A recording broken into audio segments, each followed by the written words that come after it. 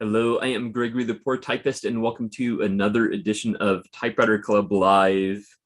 Today, the word of the day is rose. Yes, the typing prompt is rose. So hopefully you had fun with that. And Type Pals is and always will be free. So I hope you will join us at typepals.com. And be sure and check out the mostly weekly podcast. New episodes on Thursdays. And again, there's Type Co-op at typecoop.com. You can put your typewriter related events.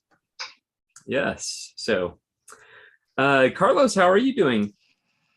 Doing well. Can you hear me? Yes.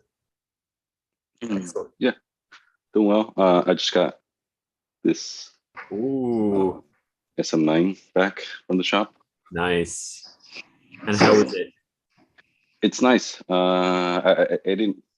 I have a medium-sized portable of Smith Corner clipper, and I didn't know that they could get better. I guess, but yeah, this is definitely nicer in the feel. Excellent. Excellent. That is cool. Yeah, and So how go long ahead. did they have it? They only had it for a couple days, but I had to Oh, wait a little bit longer because I also got a Selectric that they were tuning up. okay. Um, and yeah, that's also pretty nice. It's quick, um, but yeah, enjoying both mediums because I know we've been talking a lot about Selectric, so it's been fun to play Yes. around with that. Yes. Excellent. That's so good. Yeah, I guess one upside to a Selectric versus um, like the Daisy wheels is that if you turn off the Selectric, because sometimes the humming might get annoying, is that when you turn it back on, all your tabs and all that stuff is still there because it's technically like Ah, mechanical, right? So that's one thing I've noticed. Apart from it's a little more responsive, and the typefaces are easier to change without having to take off, like in the Daisy wheels, at least the one I have, you have to take off the cartridge before changing it. yes. Yeah, so it can get a little annoying. And yeah, A little cumbersome, yes. yeah. So yeah, Definitely. if you're okay with like a 30-pound beast, I know, right? yeah, yeah, it's pretty neat. Very cool. Excellent. And what have you been typing lately? Mostly just letters, and then right now just general journaling, I guess, plans for the week and so forth. Yeah. Okay, cool. Excellent. And anything else new with you? No, I just been heavily considering getting my patents done, or uh, maybe if Bob Marshall's here later, I want to ask him a little bit about his method of the shrink tubing, and I want to Yeah. know how that. I know it's not the same, but I'm curious how far that goes because I've been starting to use a lot more of this electric daisy wheels, so maybe it's better to just do that resurfacing that he does. Yeah. Yeah. Yeah. Yeah, I'm definitely hoping he comes on today because he set up his exhibit at the Riverside Arts Museum. Oh, nice. So yeah, I can't wait to be able to visit it. We've been out of town the past couple days, so I haven't had a chance to visit it yet. But I'm on vacation now, so I have plenty of time. So Oh, nice. You could yes, check out your name. You mentioned something about your name. I remember last yeah, time. Yeah. yeah. He put Type Pals on there, so that's cool. Oh, nice. Yeah, excellent. Well, it's so good to see you, Carlos. Yeah, it's nice to see everyone else here. Yeah, yeah. Brenda, do you have like a new typewriter there or what? Yeah. Okay. So the last time I was on, remember we put it out into the universe that I'm going to get the 6 CPI typewriter, right? Yeah. So the next morning, which was I guess Memorial Day, I went on YouTube or not YouTube, eBay like I always do, and there it was. Okay. The problem was it was in Indianapolis, Indiana, local pickup only. So my husband said, "Well, I'll go get it. That's no big deal." And I said, "But that's 4 hours away." He said, "I don't care." It's 4 hours, big deal.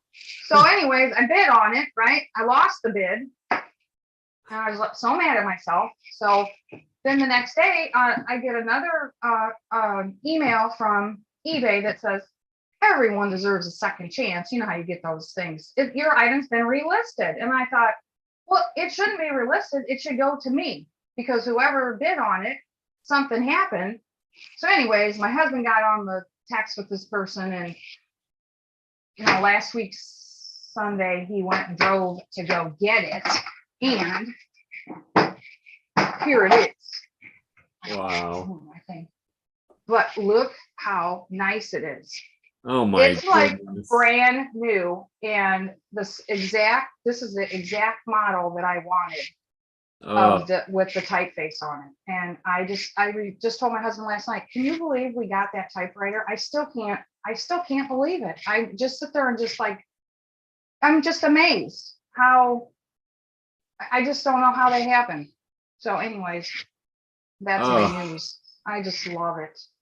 And it came from Lima, Ohio, apparently. So she had to go to Lima, which is not far from where I'm from in Toledo. So I think all the good typewriters are in Ohio, but it's got a little, I don't know if you can see, it's got that little Fisher Typewriter Company label, emblem on there. It says Lima, Ohio. But oh my God, it is beautiful. It's perfect. There's not a scratch. It's like brand new. Brand new. So it's awesome. But I probably should, well, I don't care. I don't know if you'll be able to tell, but here is the, oh wow. That's how big it is. It is awesome. Oh my goodness. I'm so excited. I can't even stand it. So that's my news.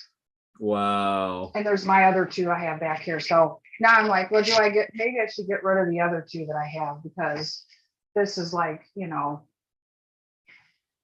don't know. So anyways. Wow. Yeah. So that's my news. I'm just still in, I can't believe it. I can't believe it. So this typewriter gods, I guess, was shining on me. So yeah. And I typed an envelope with it to my parents for their anniversary that's coming up in a couple days. And I screwed up, but I got it figured out. And it is awesome. Oh my God. Oh. I'm so excited. So wow. Yeah. Now I'm done. I don't have to waste time getting on eBay every morning looking for this stupid typewriter. So I'm getting a lot more things done. So thank you, John. Wow. Yeah, it's very exciting. So yeah, that's all I got. That's all I got, which is good for me. Oh, I'm so happy for you. That is awesome. Yeah, it's pretty cool. It's just so nice. I just sit there and it's on my kitchen table all the time, and I just turn over here and hug it. Yeah. And my husband says, oh, I wish I was a typewriter. I said, yeah, I bet you do. Oh. No, but what were you going to say? The fact that it's that specific era of typewriter is excellent, because I think it would be a little more common to find like the 70s era. Yeah. So the fact that you found that era of yeah, I'm so happy. Oh my God, it's just beautiful. Beautiful. But yeah, I've seen them before in this era, but I could never, I only paid $125.01 for this. For what it is, that is great. Yeah.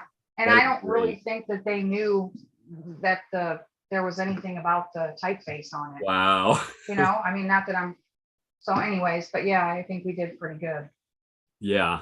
So that's checked off my list. I know. That is awesome. Yeah.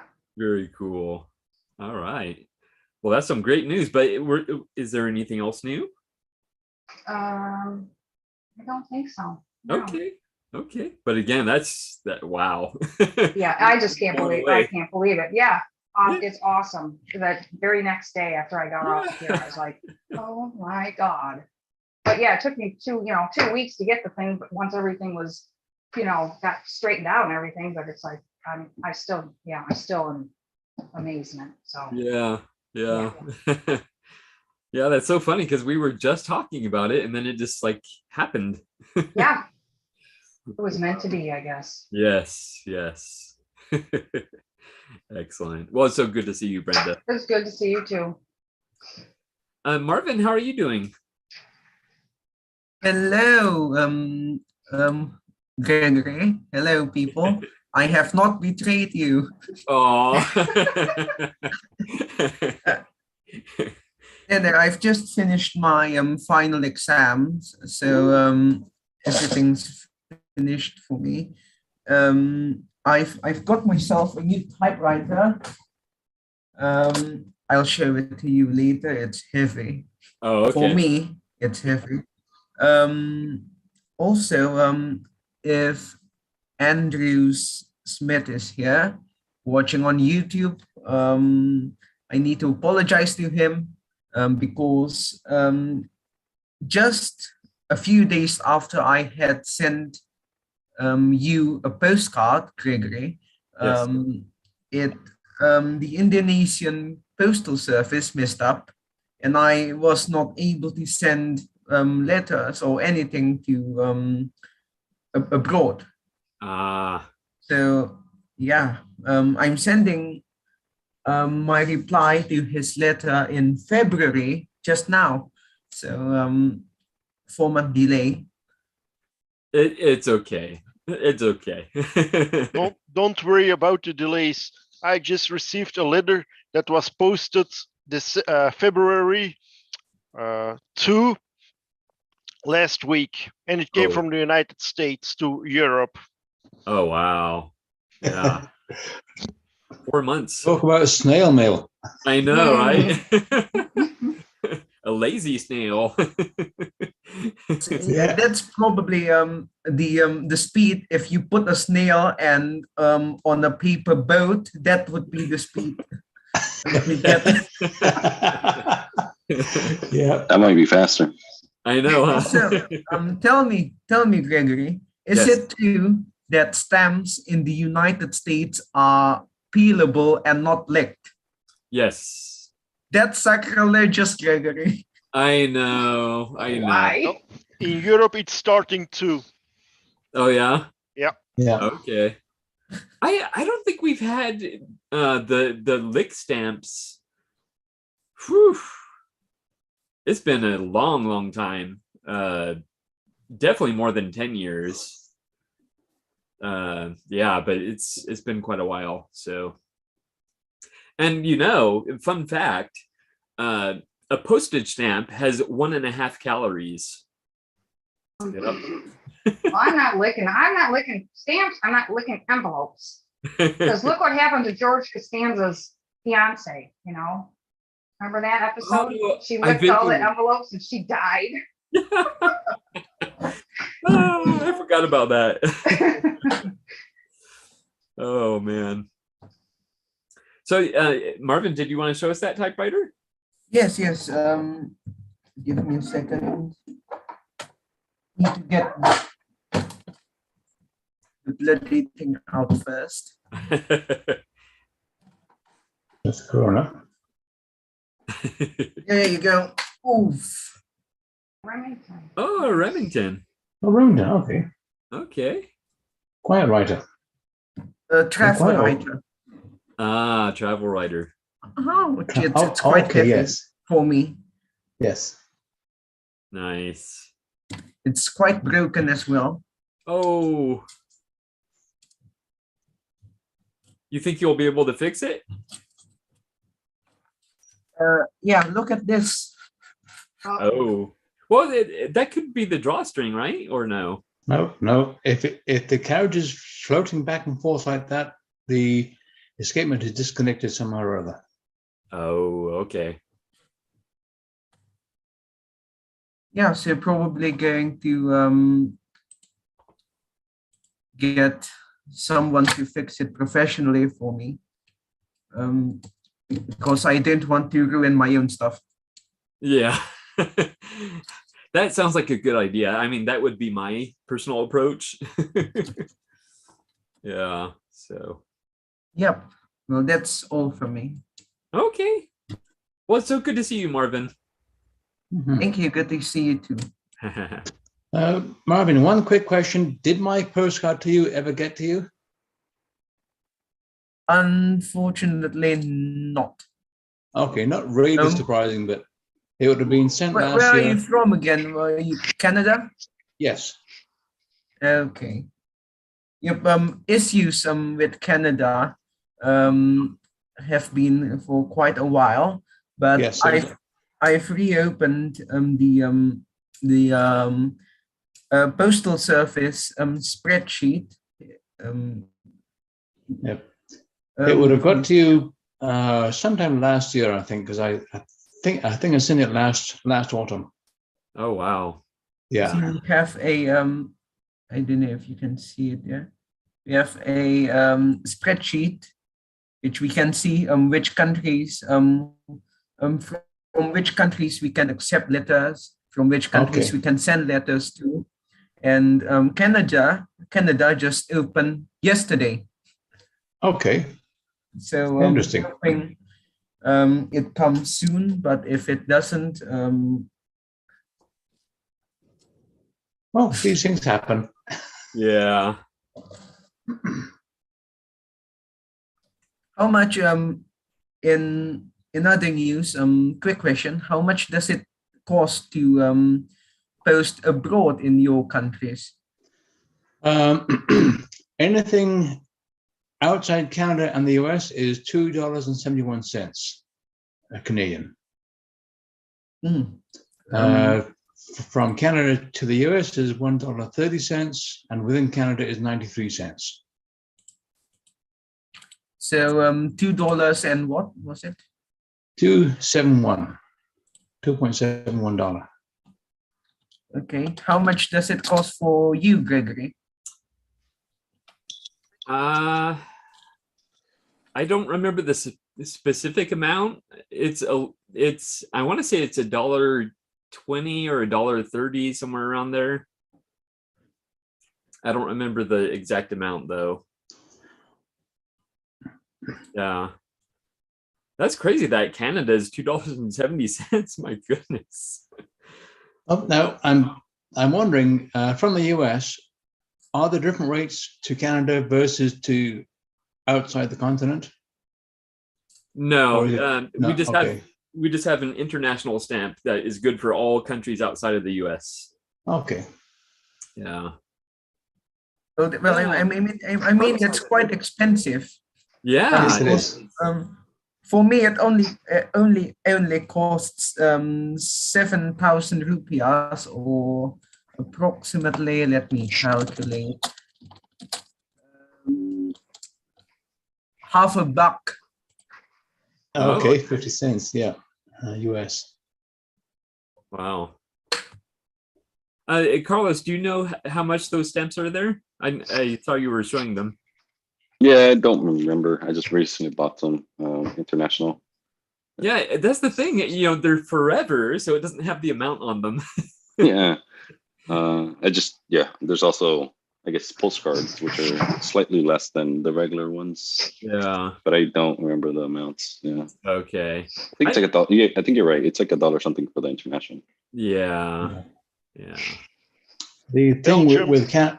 the thing with Canada is anything, be that postcard or letter, up to 30 grams is the same rate, whether it's within Canada, to the US, or international.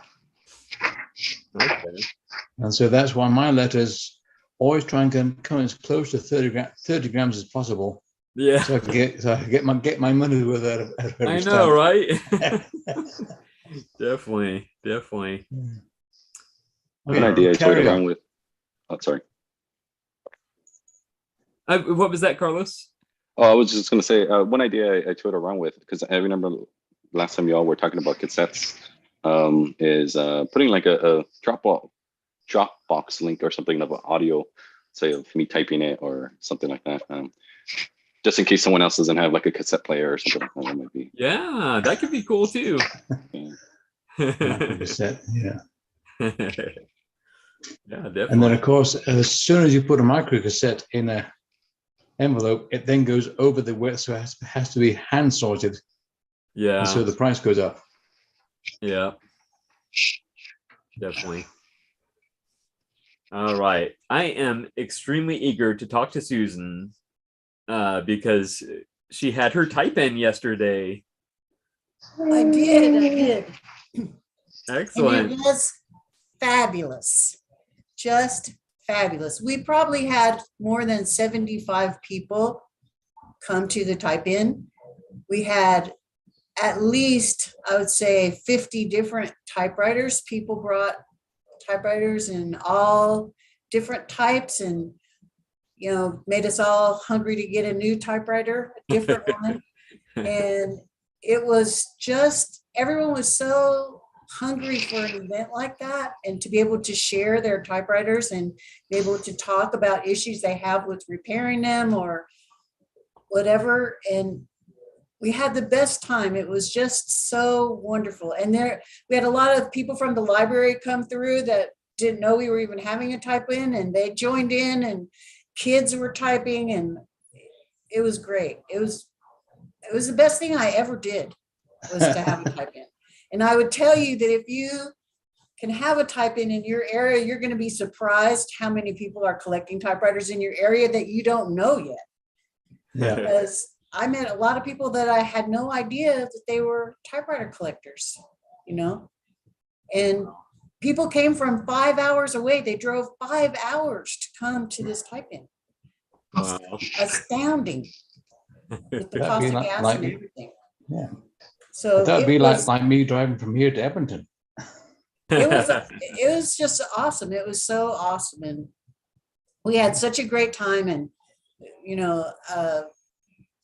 of the typewriters that I bought, it was strange because the two favorites, well, not strange, but the two favorites were, of course, my Olympia SG1 was super popular.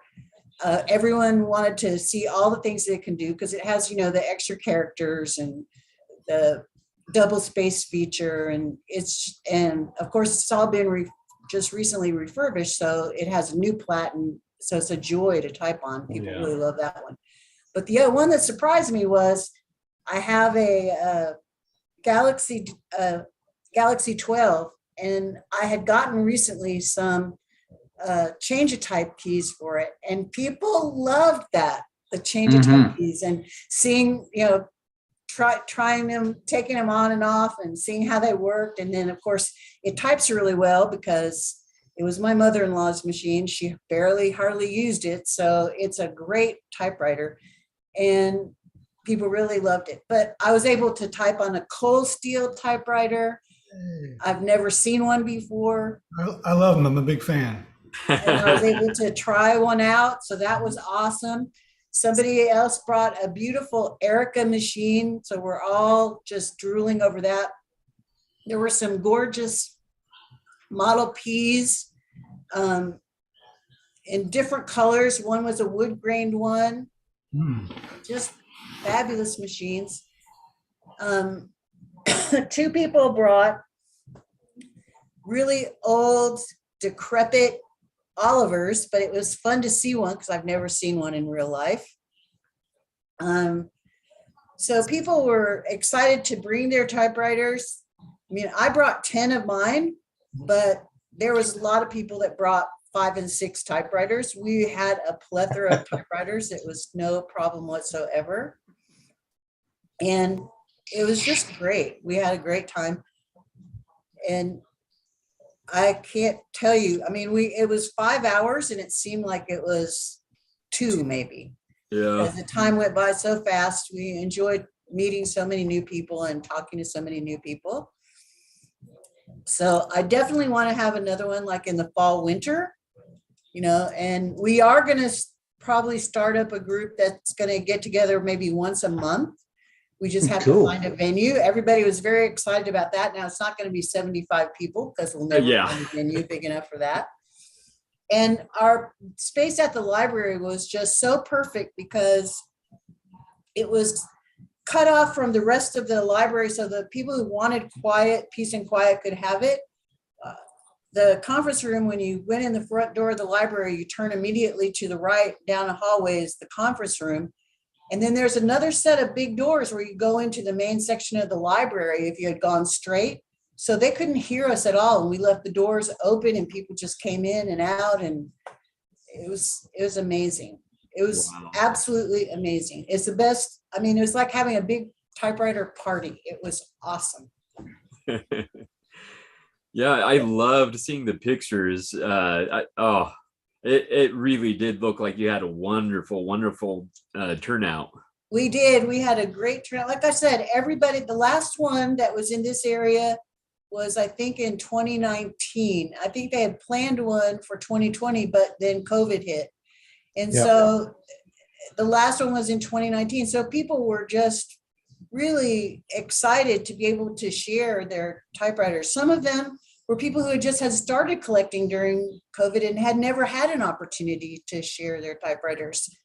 And we did see some unusual, beautiful typewriters, and a lot of people with the script typewriters and various typefaces and everything. Nothing as nice as Brenda's new one, though. I bet you there were. If you just put it out there. You were right. I told my husband, that's Susan. She knows what's going on. You're right. Put it out there. Yep, it worked. It does. I'm telling you. But yeah, I would encourage anyone to have a type-in. Don't be afraid to have one, because you will not regret it at all. And you'll be surprised how many of your neighbors are actually collecting and using typewriters and are interested in them. So it was a lot of fun. You know, we were able to try different kinds of paper, and we talked about colored ribbons, and so it was great. It was just greatness. It was like a meeting here, only a lot more people, and you got to actually physically try typewriters. I know, right? You know, I had made up a list of different things like resources, Facebook groups, blogs, obviously Typewriter Club Live and typepals.com was on there. Oh. Things that people that were not familiar with typewriters might be interested in looking at, YouTube video people. And we actually had 2 YouTube video people at the Type-In. Typewriter Justice was there. Oh, cool. I don't know if you ever heard any of his YouTube videos. Yeah. But he was there, and Lazy Dog Typewriters was there. Oh, cool. They were there, and the kids star in the videos. Kevin narrates his videos, so that's always fun. And so it was a lot of fun, because it was some people that are from around here who, you just like Joe Van Cleve, you don't expect to run into them. Of course, they're as nice, as wonderful as they could be. But yeah, it was awesome. It was awesome. I can't even tell you. I'm still on a high over it. Yeah, I can tell. Yeah. Now, were there any typewriters that surprised you? Well, I think, one of the typewriters, some of the typewriters that surprised me were ones that weren't necessarily, I guess, super rare, but I just never have seen them before. One person brought a Concord typewriter by JCPenney, and it actually is a 5TE that is a Concord, and it's got a different body style. It's very squared off. And because I love the electric typewriter machines like that, and I have a 5TE, I was surprised to see it. And this person said, I'm never going to sell this because I'll never find another one, because you just don't see them anywhere. So that was interesting. I tried a couple of Adlers. I had never tried an Adler before, and I liked the feel of them, but I didn't like the key tops, if that makes any sense. Yeah. I'm definitely a Hermes Olympia person. And so for me, I love the Hermes key tops. I like how they're slightly cupped and there's enough room for my fingers and they just kind of fit perfectly. And I felt like the Adlers just didn't, they were a little smaller and they didn't quite feel right in my fingers, you know? So that's good because then I don't have to go get an Adler. But I did love the Erica that Typewriter Justice brought. And as a matter of fact, I think a lot of people loved it too. And there was somebody who brought a machine that they had custom painted by a motorcycle shop. And it was an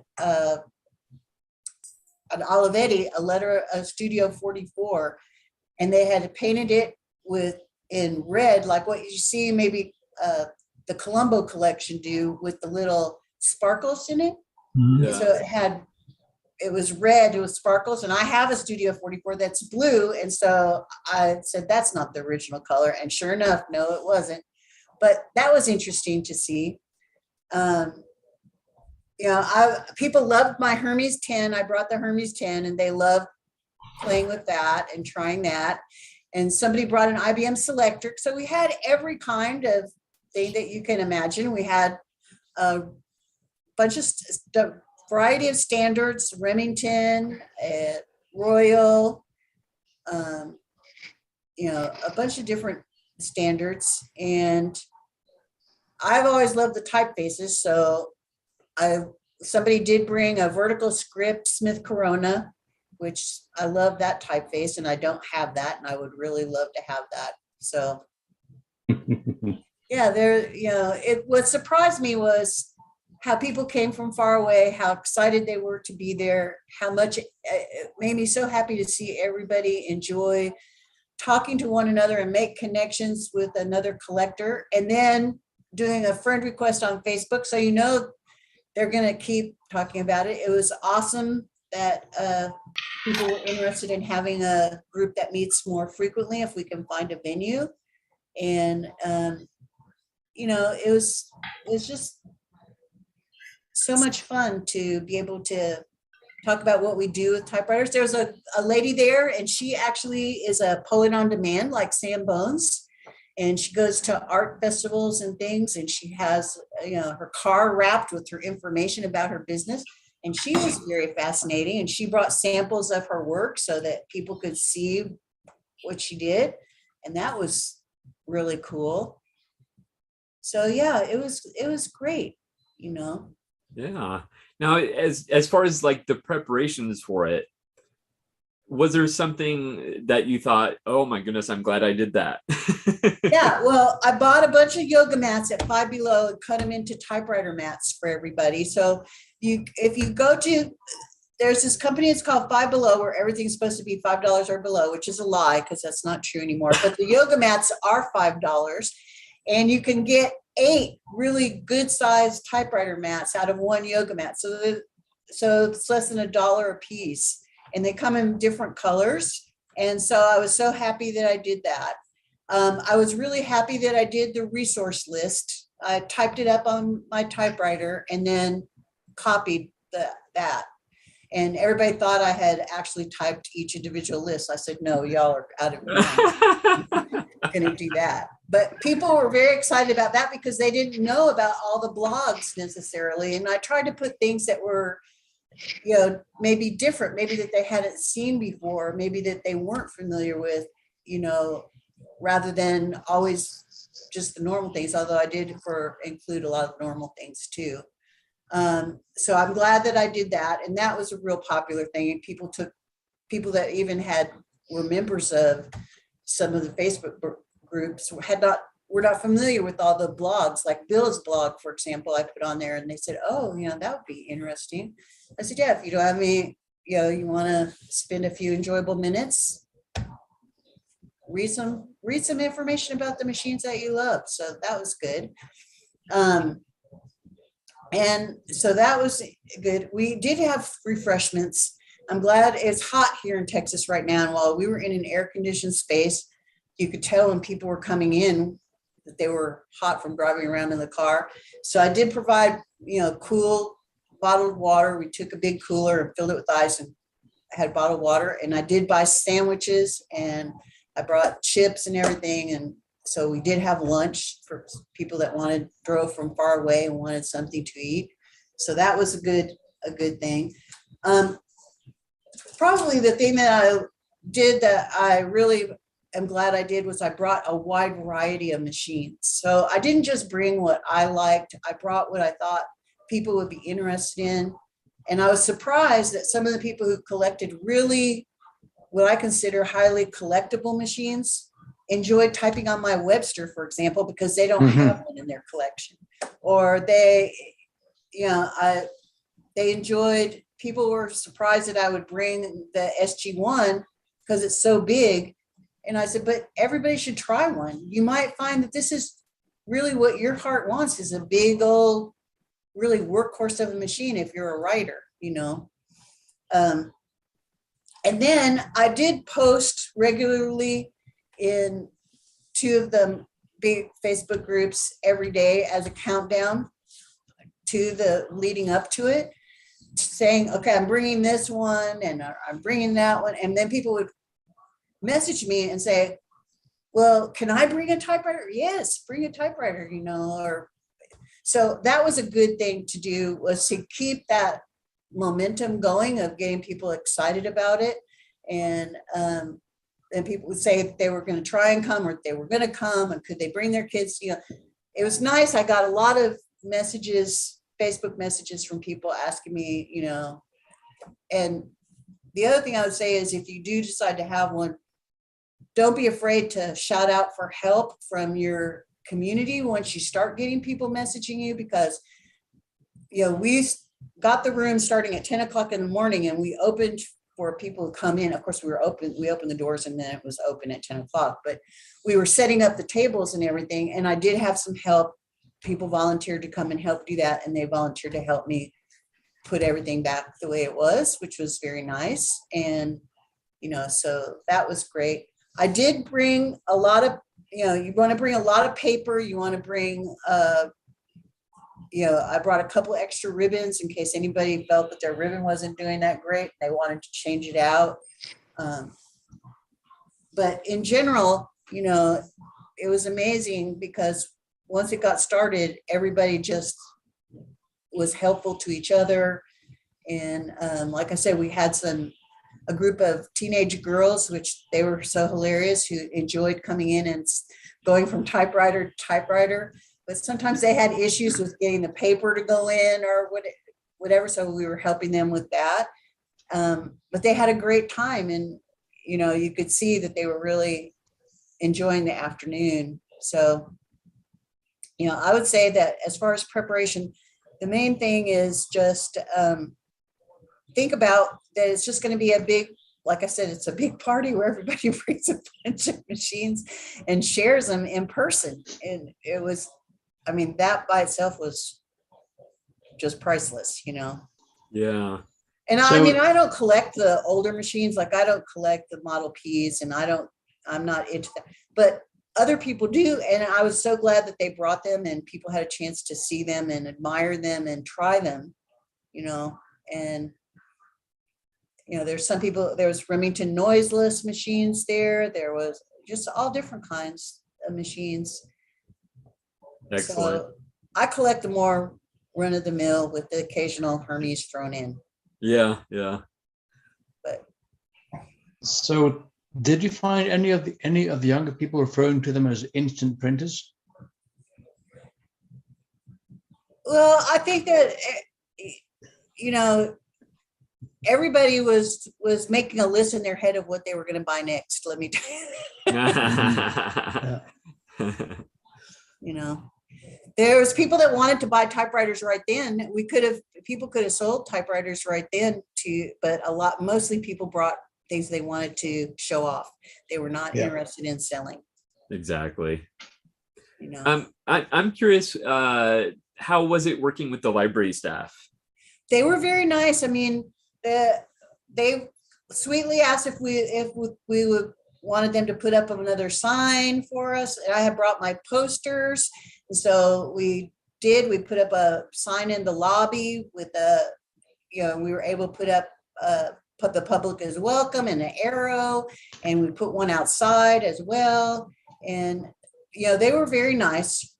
I invited them to come in if they wanted to on a break, if they or just they wanted to see what was going on. So they could look around. And I think a few of them did do that. You know, they were really sweet and very, you know, not at all difficult to work with. They weren't telling us to be quiet or anything like that. Like I said, it was a perfect setup, so we didn't have to worry that we were being too loud. Yeah. And people were mindful that we were in a library. You know, they were, Yes. yeah. And to look at the other side of the coin as far as preparation, is there anything you would do differently?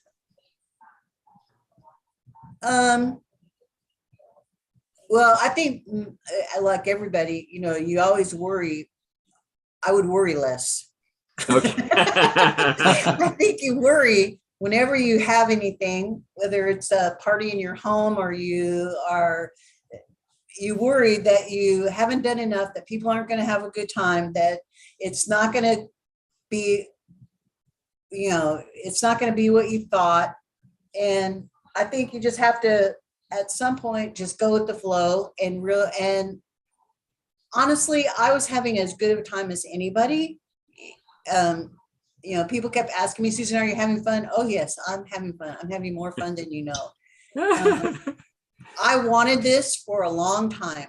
And, you know, I'm so grateful that my husband said, just have it, just do it. Don't wait for somebody else, you know? And so, but I would worry less. I hardly slept the night before because I was so excited, and I kept thinking, I'm sure we've forgotten something. I'm sure we don't have everything. You packed up all these typewriters. You packed up all this extra stuff that you wanted to be sure you had. I took some extra, I had a table set up with typewriter stuff like typing textbooks and things that are adjacent, typewriter adjacent, so people could see that there's other things out there too that they might be interested in. Typewriter paraphernalia. Yeah. Yes. You know, you got to have some of that. Oh yeah.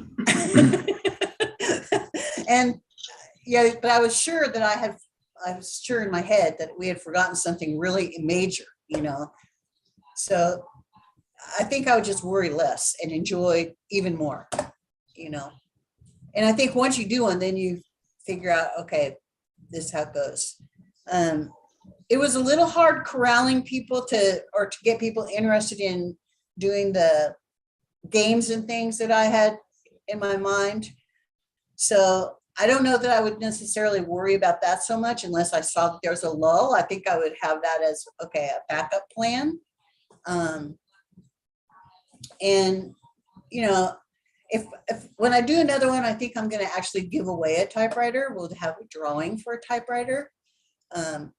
So, and it's going to be most likely in conjunction with the library. So the library will provide the space at no charge, which would be great.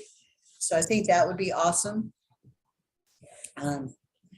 And yeah, but definitely a lot of people have been having them. Like, I think yesterday there was one in New York and they only did it for 2 hours. And I would say to you, I mean, mine was 5 hours long, and that's plenty long, but I wouldn't do it for much shorter than that just because people drove so far. Yeah. We had people from Oklahoma. We had people from Houston. You know, it was amazing. And I'm in North Texas, so trust me, they were driving out there in the heat to get here. Wow. So it was awesome. It sounds Like I like said, it's a lot like this, only in person. And so you can actually touch the other person's typewriter. They can show you how it works. And yeah. Now there's nothing that beats that. Yeah, exactly. And I noticed in one of the pictures, there was a picture of someone like looking at the underside of the typewriter, and it made me think, well, maybe they had people like working on the typewriters, Well, there was a young man. His name is Cesar Martinez. He's from San Antonio, and he came up, and he's learning to be a typewriter repair person. And then, of course, Todd Payne and Typewriter Justice both work on typewriters a lot. And Everett Henderson, who's one of the admins from Austin Typewriter Inc., he works on typewriters.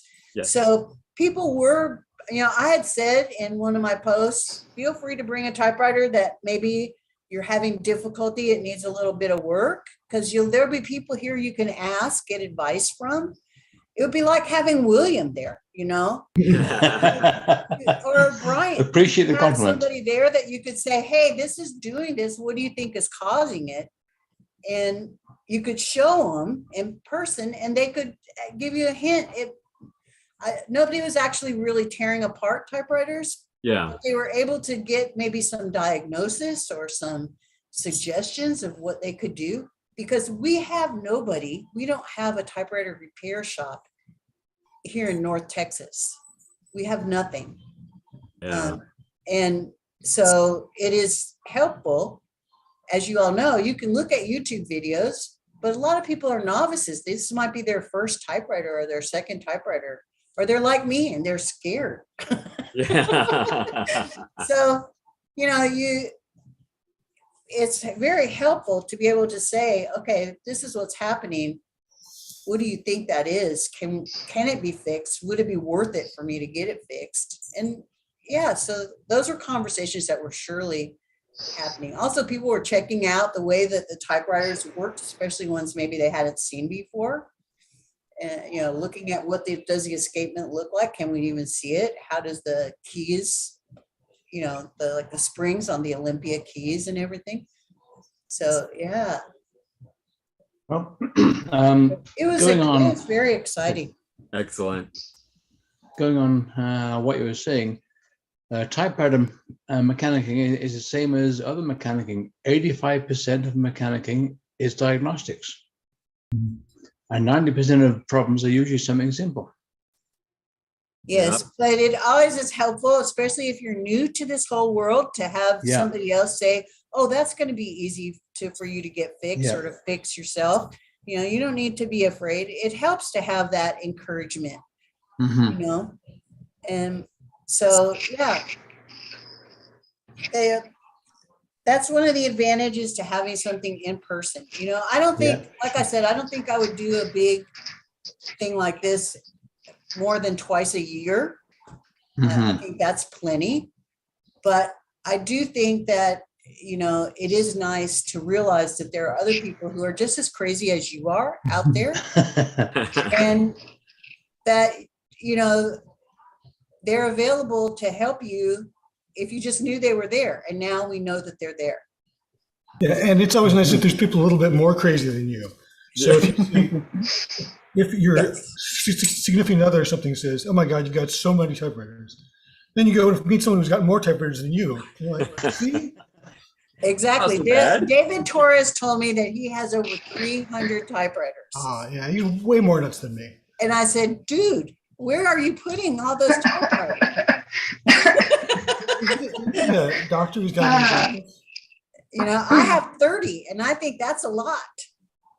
Yeah. Well, see, because I started collecting typewriters when they were still fairly cheap, with a plan in mind, I probably have close to 150 machines. And now, most of those still need to be gone over, but once my business is retired, that is my retirement project, is to go through the typewriters, clean them, service them, replat them, refeed if needed, and then get them. And then we were having a discussion a while ago about a catch and release. So I've caught them. Now I need to recondition and release them back into the wild. Yes. Exactly. I do that to things that get a Goodwill sometimes. I'll get them cleaned up and say, I don't really want it, but it's nice. And I'll take it back to Goodwill and let somebody else have it. Yeah. That's awesome. Nice. Yeah. Well, Susan, thank you so much for sharing all that. It's my joy, believe me. Yeah. Hopefully, people are listening and it'll encourage them to do their own type-ins. And we got to. I really encourage anyone.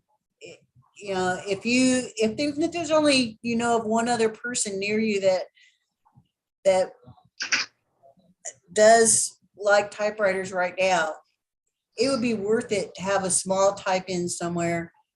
I mean, like you said, Gregory, last week, they don't have to be big, expansive things. They can be small. And it makes a huge difference when you realize that there's other people out there that love it just as much as you do. Yes, yes.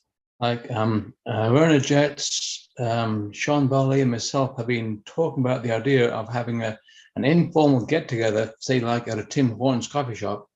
Each bring a couple of typewriters and say, hey, if you want to come and have a type, do so. That would be good. That might be a start. Exactly. You could start with that.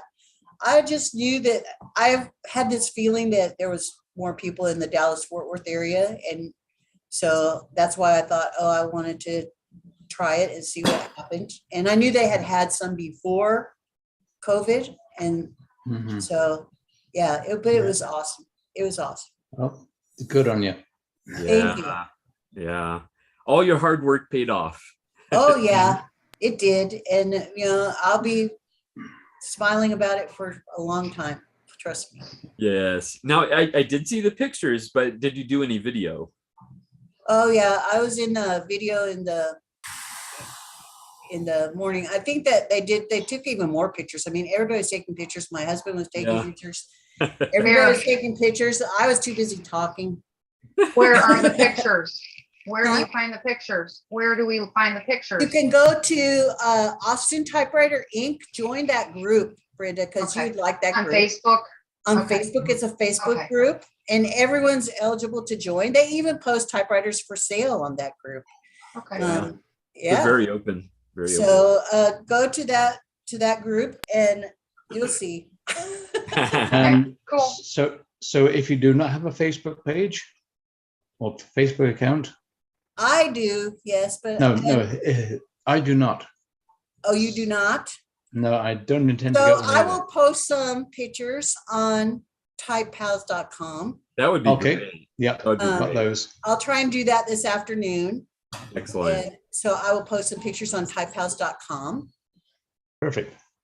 Yeah, very cool. So you can see some pictures there. We would love that too. Excellent. All right. It is so good seeing you, Susan. And thank you. Well, that's all my news, so I'll be quiet now. No, we loved hearing about it. I was super eager to hear about it. So thank you so much. All right. Roger, how are you doing? I'm okay. That's good. I typed a letter yesterday and today. So that's a good one. I also wrote a couple with the fountain pen. And I missed last week's meeting because I was going to a fountain pen show. So it's been okay. Yeah. Okay.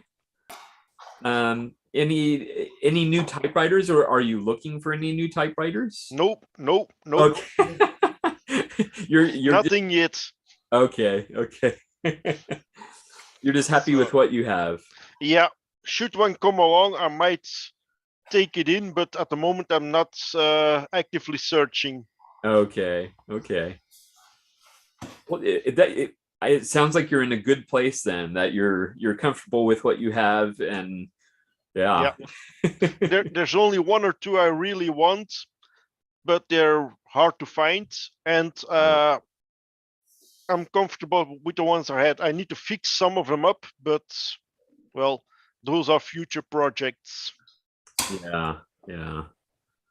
Okay. So, yeah. All right. Well, thank you so much for being here, Roger. You're welcome. Thank you too. You're welcome. Yes, Roger. I about a week and a half ago or so, I went on to the 24-hour Type and Talk. Your name was on there. I tried calling you up, but there was no answer. That's probably when I went downstairs for a moment. Oh, but nobody was on, so I left for a moment. Oh, too bad we missed each other. Yeah. Oh, these things happen. Yeah, maybe next weekend. Who knows? Yeah. No, not next weekend. I'm going to an air show. Oh, oh, cool. Fine. we'll see. One of the next weekends. Yeah. Yep. And that's the nice thing is 24/7 now. So you just have to Yeah. be a Type Pals member. So there you go. Yeah, but the thing is, Europe is still a couple of hours before, and I don't think there are so many over here or up early. Yeah, that's true. That's true. Although this right now is the evening, so it's possible. Okay. Yeah. I think I logged on about 11 a.m. Mountain Standard Time, which is GMT plus, GMT minus 7, So about last Wednesday, I think, about there somewhere. yeah, and what time is it now with you? Now, time here now is 10:55. So it's about 11. Yeah, Well, it's 11. about 7 o'clock, not here. 7 in the evening. That makes sense. Yeah. Okay. So you're GMT -1, I think. minus or 1, 2. yeah. Yeah. Oh, okay. Excellent. William is also good about those conversions. Yeah. I'm horrible with them. I know, me too. But that's what we have William for. Yeah. Well, with having family in England, you just yeah, that's true. And with being used to working on the 24-hour clock, you don't have to say AM or PM. Yeah. As many clocks as we have in our house are on 24 hours. Yeah. That's what I like to do too, but I don't know why we still say 7 in the evening or 7 in the morning, but we don't use AM or PM. Mm-hmm. Whereas So, quite often when my wife and I are texting to each other, she say, "Can you be in for supper for 1900 hours?" that's logical. Yeah. And then if you really want to get military precision,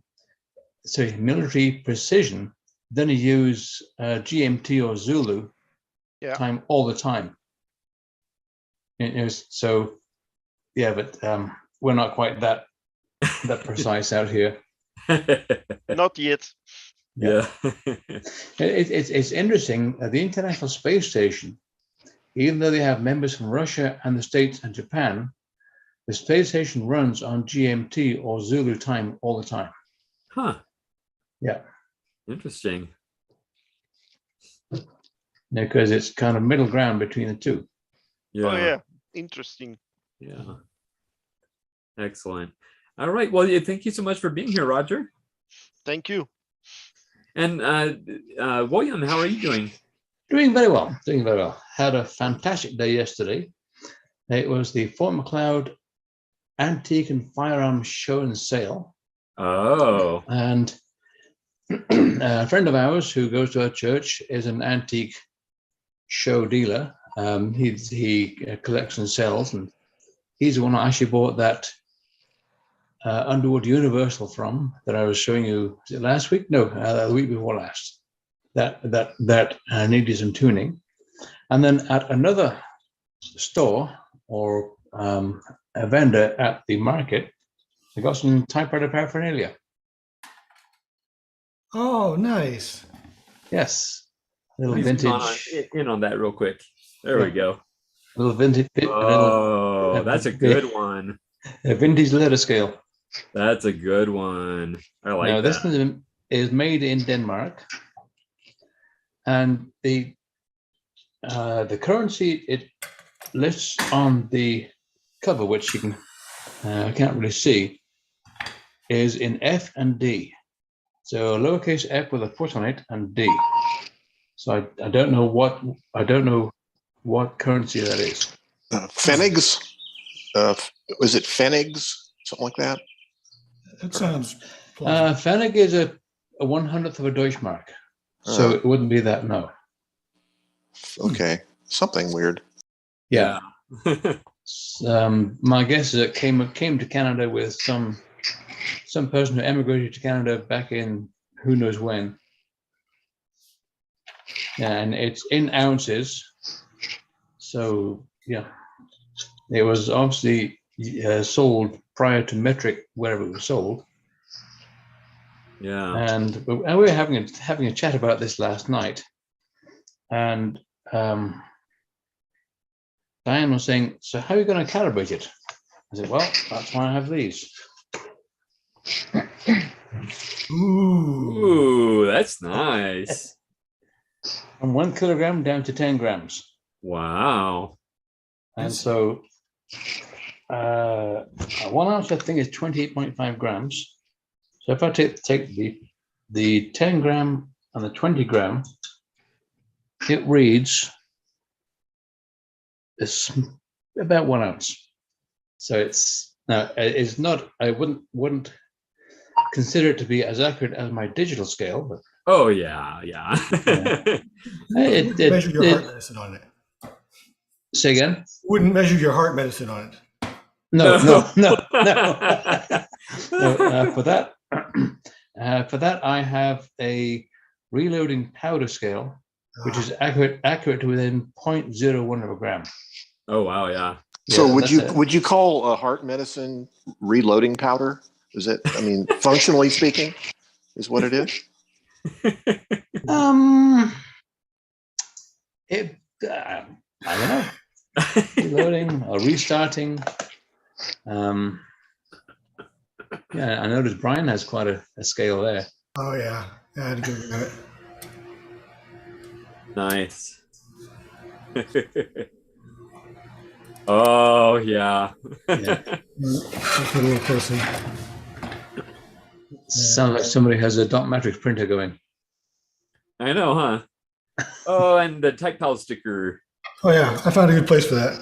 Yes, see that. Yay! That's a Coronomatic or a Coronet. Electra. Electra. Okay. It's an Electra 120. So. Okay. Nice.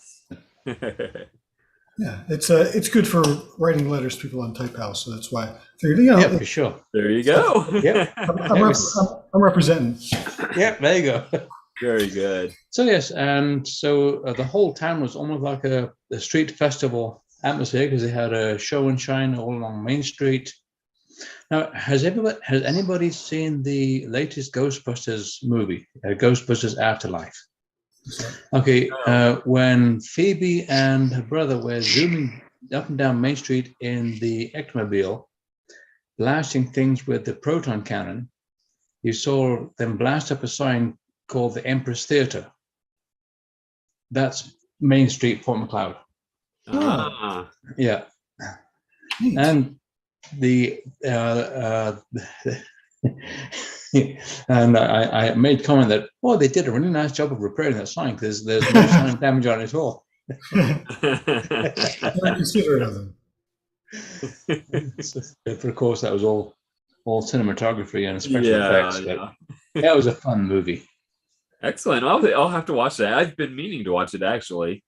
Mm-hmm. It starts off a little, I think, boring. Is this really Ghostbusters? And then when, I won't try and give too many spoilers, but when the mum and the two kids are evicted from their apartment, they have to go and move into their deceased grandpa's old house way out in the country. That's where the adventure begins. Okay. Yeah. Okay. Yeah. It's fun. Excellent. And we saw that on the big screen, and oh boy. Oh. Yeah. Excellent. So that's about it for me. It's great to see Marvin, Clarence, and a few others who haven't been here for a while. I know, yeah. It's always good to see faces come back. So. Yeah, for sure. Yeah. And of course, it's always good to see Joe Rancliffe. He's always got an interesting story to tell. I know. Very good. Yeah. Okay. Right. And so, Brenda. Yes, sir. Typewriter of yours, what is the typeface on it? I joined in a little late to. It's the 6 CPI. Oh. Okay. Yeah. Yeah. Can you show a sample? Yeah. Hold on here.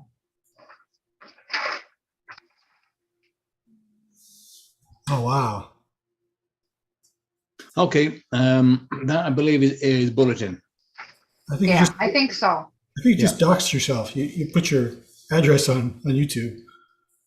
Well, I know.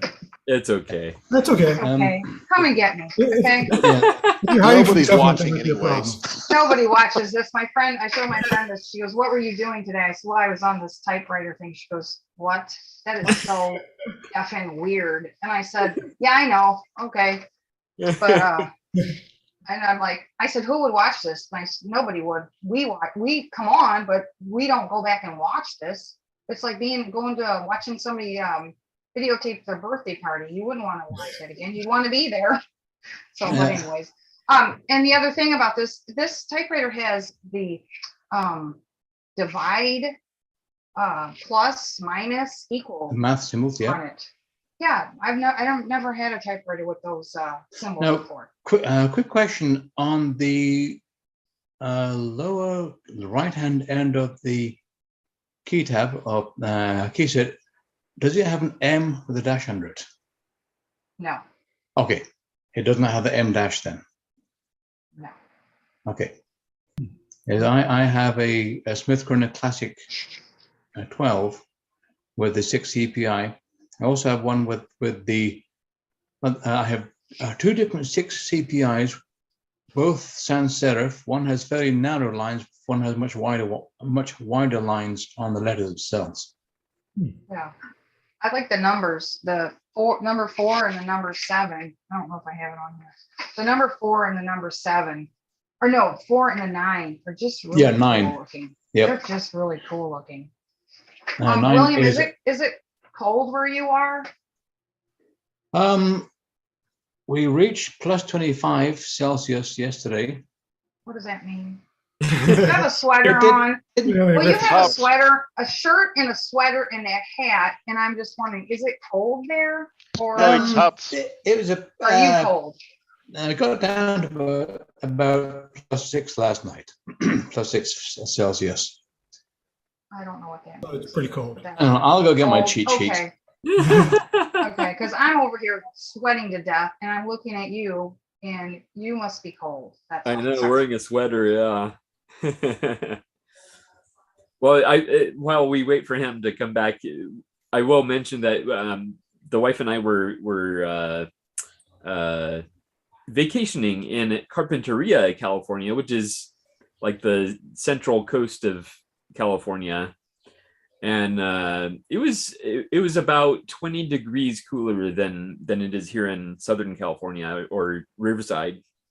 So it wasn't quite cold enough for like sweaters or anything, but it was actually quite comfortable. we were loving it. So it was just a one night getaway basically. But Yeah, our weather the last couple days, well, yesterday was fine, but it's been in the hundreds, and it's been really bad, really bad. yeah. I mean, I don't even want to go outside. I mean, it's just so gross. Don't talk to me about heat. I know, It's right? just gross. It's like 114 the other day. It's Oh. Hey, no Brian. one should live here. Hey, Brian, Yeah. our monsoon started early here in New Mexico. We've had rain the last 3 days. That's great. Well, we started had clouds in the afternoon, but nothing's come down yet. Yeah, it's been nice. Wow, yeah, I can't imagine that. Well, actually, I can imagine it. Occasionally, we get up that high here, but it's pretty rare. It's been over 100 degrees for like a month Yeah. Oh my every God. day. Gross. Really gross. Yeah. Yeah, I couldn't live there. Yeah. All Some people say it's a dry heat. I say sticking your head in the oven's a dry heat too, but it's. I know. Oh my goodness, that is very true. All right, William, what did you find out for us? I should just get in the habit of having this handy every. I know, right? Yes, so it got up to plus 25 yesterday, which was 77 Fahrenheit. Oh. Oh, This morning was about 8, which is 46 Fahrenheit. Oh, so it's pretty chilly. yeah. At the moment, inside right now,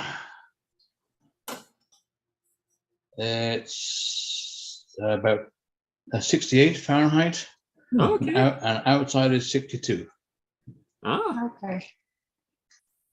That makes sense to our friends down south of the Yes. 49th. it definitely Yep. helps. Yes.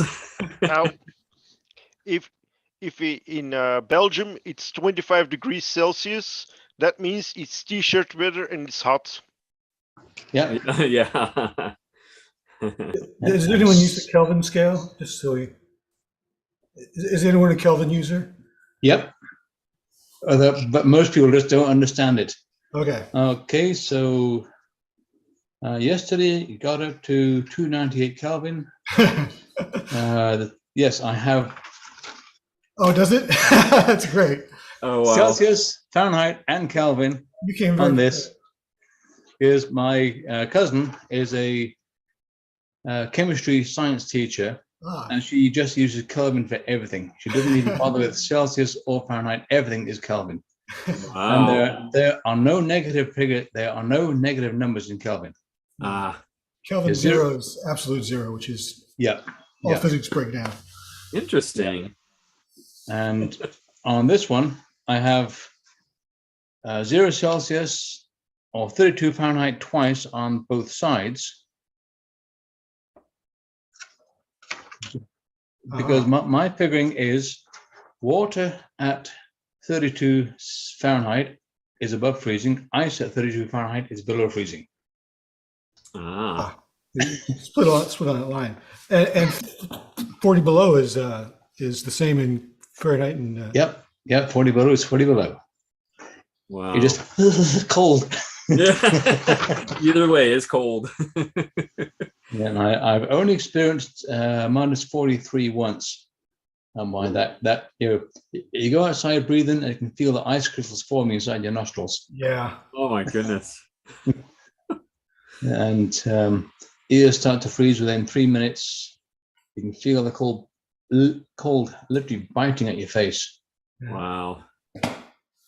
Whew. So you cover it well. Yeah. Yeah. My goodness. All right. Well, anything else new with you, William? No, that's about it.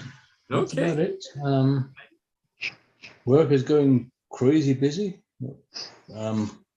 If I put my 5-year retirement plan in action. This year will be my last year for accepting machinery from the general public. Ah, Then priority next year will be to finish up all customers' equipment, get it off the property. Next thing is to recondition all used equipment that's worth reconditioning, get that off the property. And then anything that isn't worth reconditioning, advertise it once for parts. If it doesn't sell for that, then the 1-800 got scrap. And then next 2 years will be primary focus is to clean up this acreage and work with typewriters as the hopefully the value in this acreage will be a good part of my retirement savings. yes. Yeah, I never really thought about it, but do you have more typewriters or lawnmowers in your? Because I had a scrap dealer come and pick up over 120 dead lawnmowers and rototillers, stuff like that about 5 years ago, I still have more typewriters than lawnmowers. That's good. Okay. Yeah. As long as you keep that balance in your life. Yeah. Yes. For sure. Yeah. Excellent. Yeah. Sometimes a customer will bring a lawnmower in, can you fix this? And I'll look at it, do a quick quote and say, for what you're going to spend fixing this one, you'll still have an old lawnmower. Might as well put that money towards buying a new one. And they say, oh, okay. In that case, can I leave that on here? Yeah, I'll just put it in the boneyard. And sometimes I'll use parts of it. But over the last 10 years, especially, when I first got into the business back in 2000, lawnmowers had not changed much in 15 years. So you could use parts from a 15-year-old lawnmower to get a five-year-old lawnmower going again. In the last 15 years especially, they've changed the design every 5 years, some quite radical changes. And so parts parts from a 20-year-old lawnmower will no longer fit a 15-year-old lawnmower. Will no longer fit a 10-year-old lawnmower. Oh. And so you're either looking at having to source new parts, and new parts are becoming obsolete sooner. It used to be you could get parts for a 15-year-old lawnmower. Now it's a 10-year-old lawnmower, and now it's a 5-year-old lawnmower. If the machine is more than 5 years old, try and get parts, forget it. Yeah. And the Chinese ones, try and get parts. Well, good luck. Yeah. Yeah. Yeah. All right. Well, it's so good to see you, William. Well, thank you. Great to be here and to have. And as Juliana says, he is singing the song of his people. Yes. Yes. And hi to Eric. Good to see him again. Both Erics. Yeah. Eric and Eric.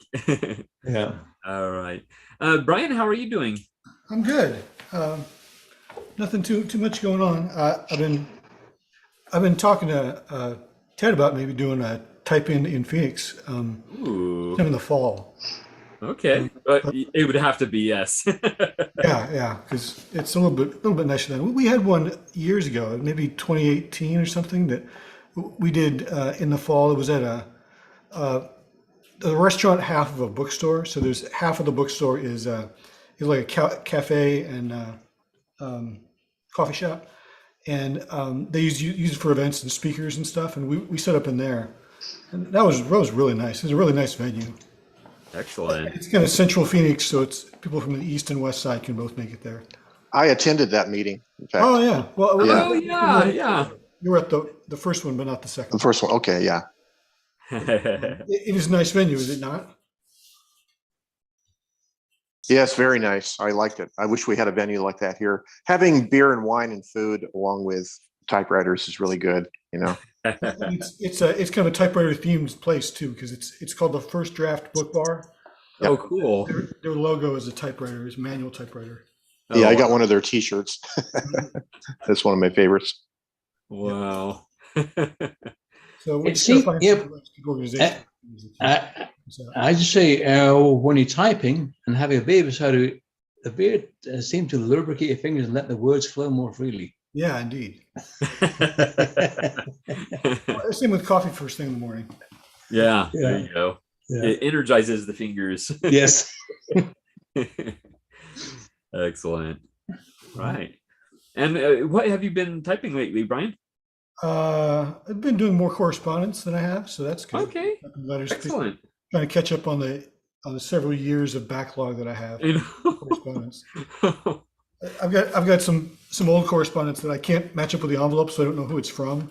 Oh. I'm just trying to compose responses, and then I'll when I figure out who to go to, I'll sort them out and mail them.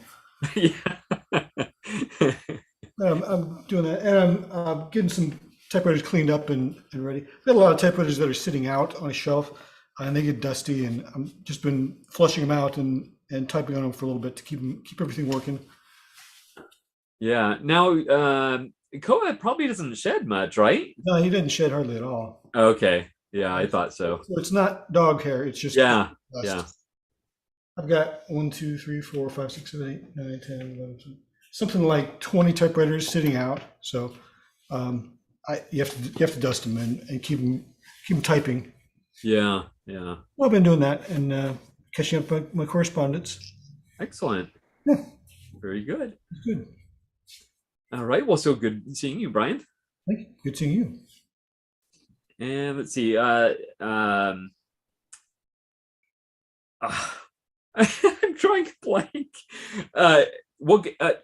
Erica Mondor. Sorry, I was drawing a blank on your last name. My goodness. Oh, I'm on vacation though, so you know. How are you, Eric? I'm doing well. How's everybody doing? Good. Good. Very good. Good to see you all. Good to see you too. Is there anything new with you? Yeah, I got 2 new typewriters. Oh, that's what we love to hear. Yeah, I went to my favorite antique store last week. I had to get my car serviced, and the antique store is right up the road from where I get my car serviced. So I'll just drop my car off there, and hang out at the antique store for a while, walk around and shop while I'm waiting. And the mechanic was really backed up, so I ended up spending quite a few hours there.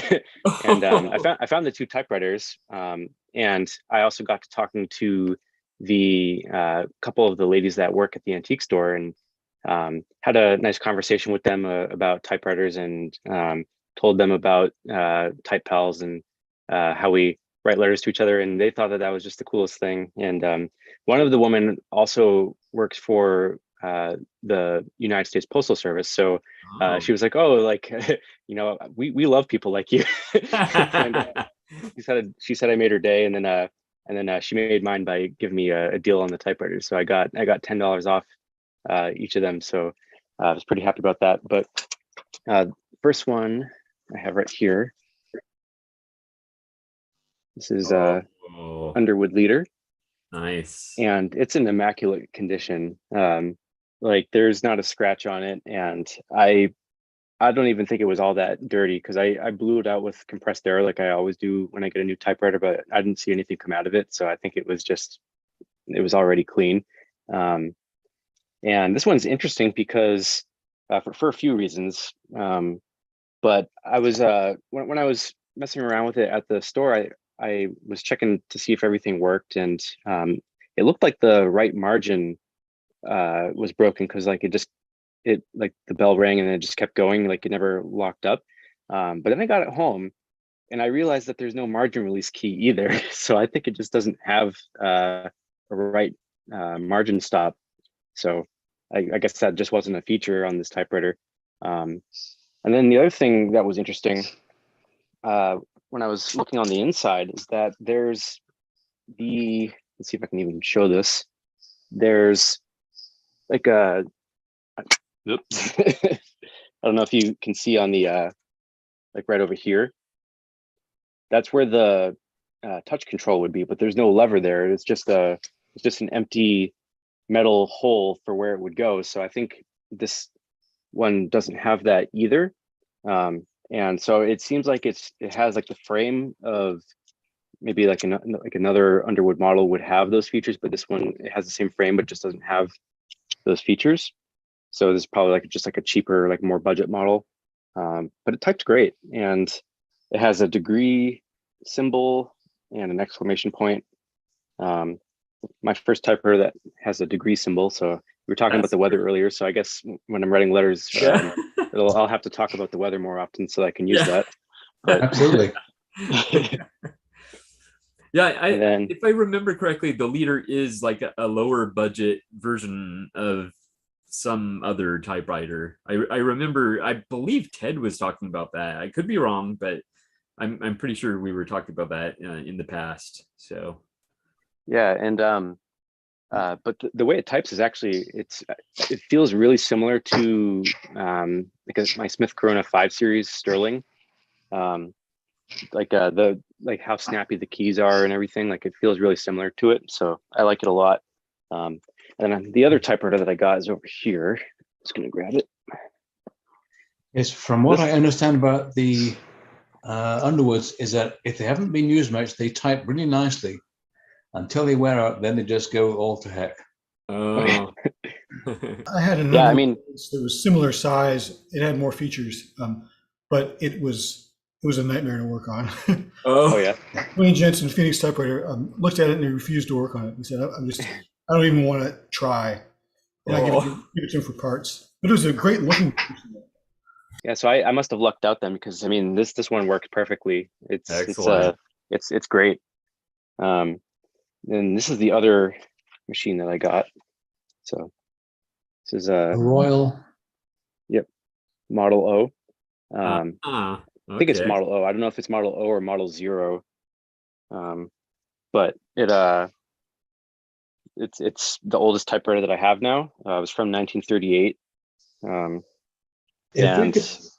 If we could see the key legend of the far right end, I think of the middle row, if it's a plus over exclamation mark, that's not common to the Model O. Check the serial number itself. move the carriage to the right. And the serial number is, you look straight down on the very back left corner of the machine. There's a rectangular window. Yeah, so Oh. I had checked the serial number before, and now I can't. Okay, and move the carriage to the right. Move the carriage to the right. Now look straight down on the back left corner of the Oh yeah, frame. I see it now. Yeah. Yeah, so it's 0-785. Oh, it is a model O. Okay. Yep. Okay. Most Model O's have the exclamation mark over the plus symbol, where yours has the fractions. Yeah, mine has the fractions. Yep. Okay. And yeah, there's no exclamation mark or anything. But all the pictures that I saw on the typewriter database, like it looked like this machine, and that was what it was sold as at the antique store. Mm-hmm. Yeah, there's nothing on it that says Model O. No, it doesn't. Model O is purely in the serial number versus a Model P or Model B. If it was a B, it would be a Roland Speed King. Okay. In Canada, do they call it a Model U?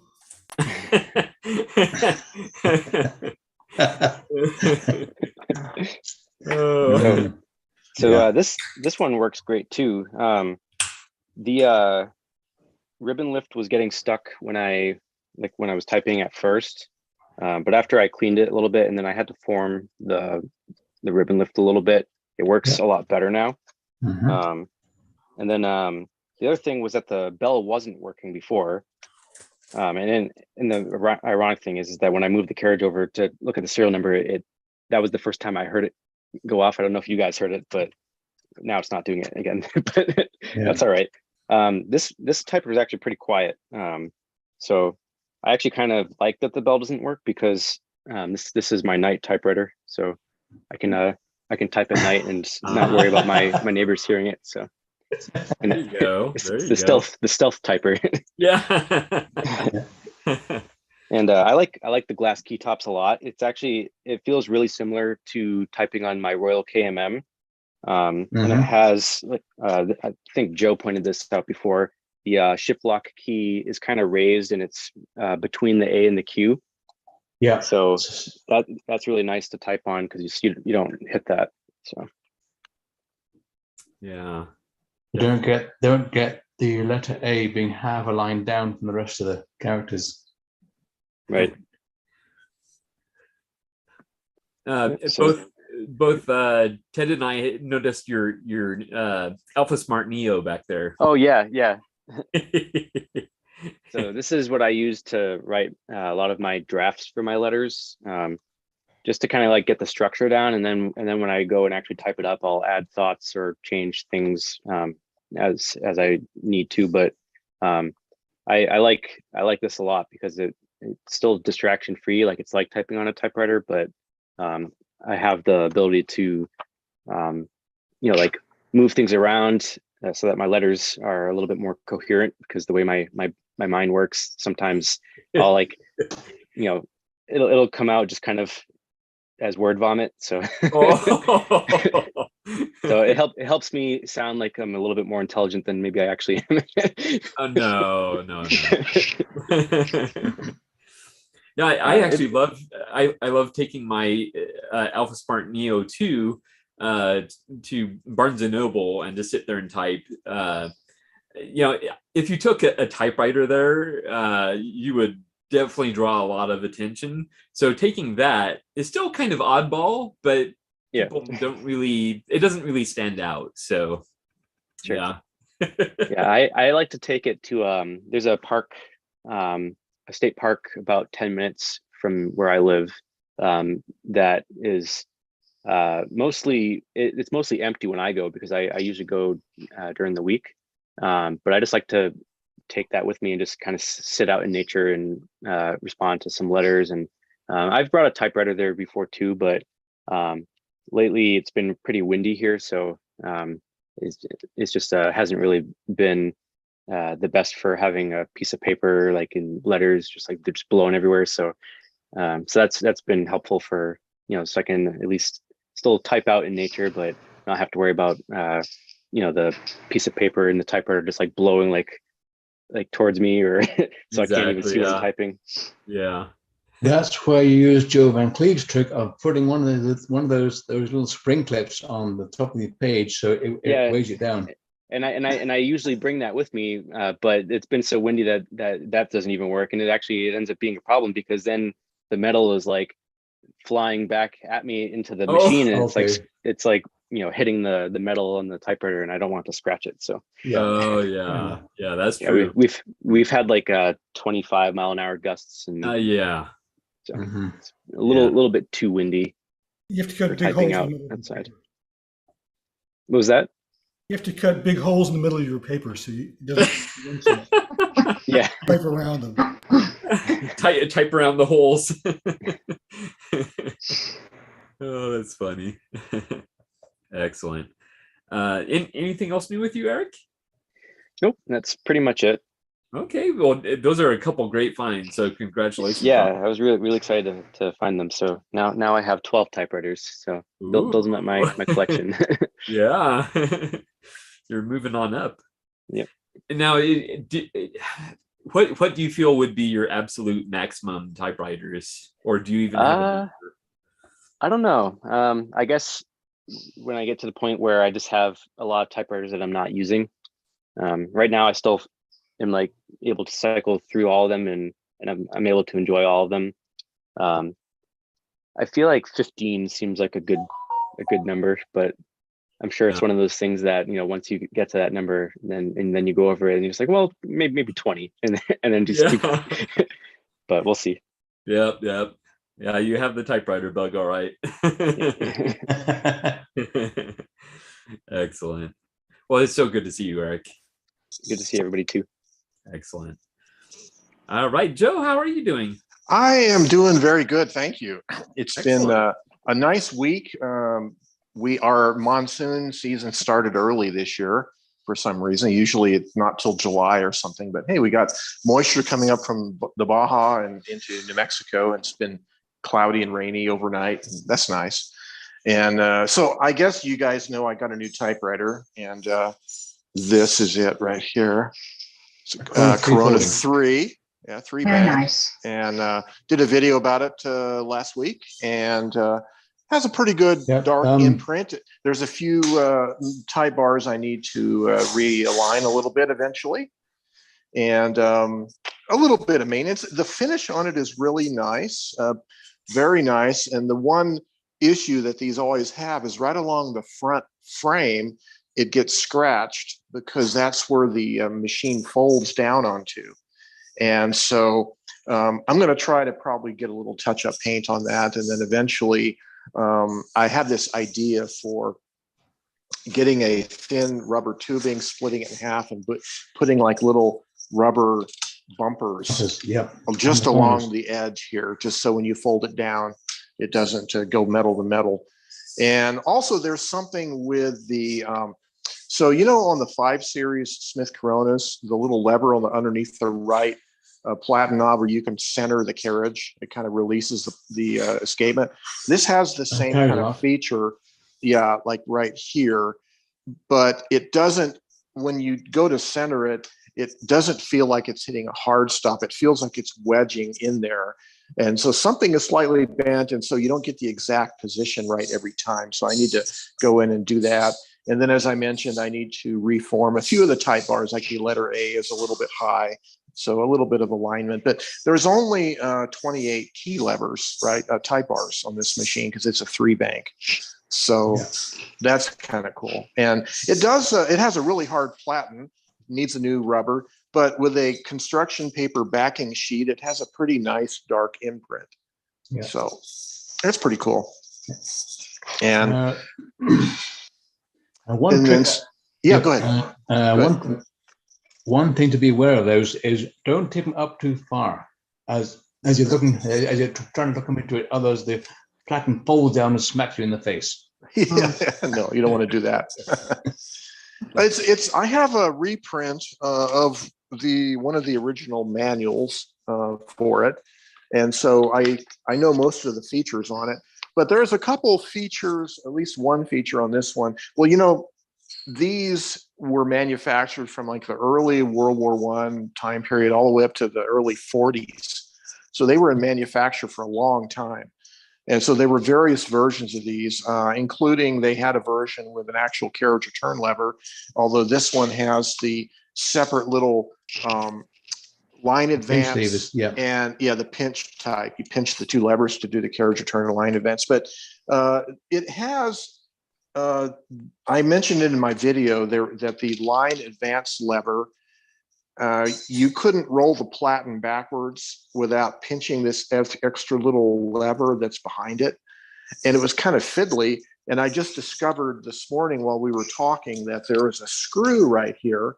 Like having a hard time showing you, there's a screw right here that is the hard stop for that line advance lever. And it was backed out by about 3 or 4 millimeters maybe.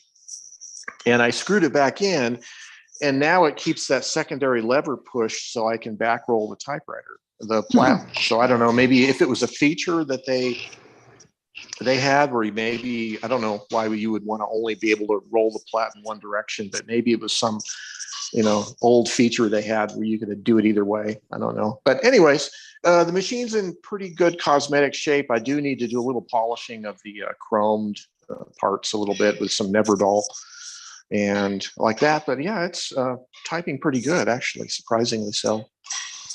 Well, Joe, somebody did bring one of those Corona 3s to the type-in, and so we talked about your video. Oh, you did. Yeah, everybody was talking about your video, and that was a lot of fun. That everybody had seen it, and so we were able to say, "Oh, Steve, Joe said this does this, and this." Yeah. It was a lot Well, of fun. thanks. That must have been why my ears were burning, because everybody That's was right. talking. Right. That's funny. Well, actually, I'll probably do at least a follow-on, maybe 1 or 2 follow-up videos. But one of the issues that I read about, I was reading other people's review of the Corona 3, and this is one of these old typewriters that only has paper fingers on the side. It doesn't have a bail.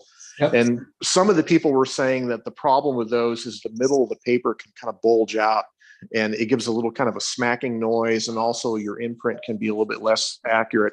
And I was just, as I was sitting here listening to everybody talk, I realized that you could do a makeshift thing where you could run a rubber band from around the right platen knob across the top of the paper and hook it around the line spacing knob here.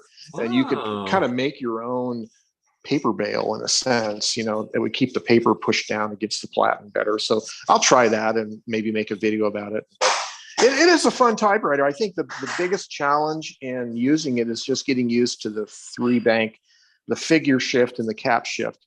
When you're doing double shift, if you're doing like a quote with an exclamation, like with a contraction, like quote, "I'm going somewhere," unquote, you have like figure shift, quote mark, then you have cap shift, capital I, then you go figure shift, apostrophe, in a row. So it's a lot of shifting going on, right? But yeah, it's a cute typewriter, and it's definitely small.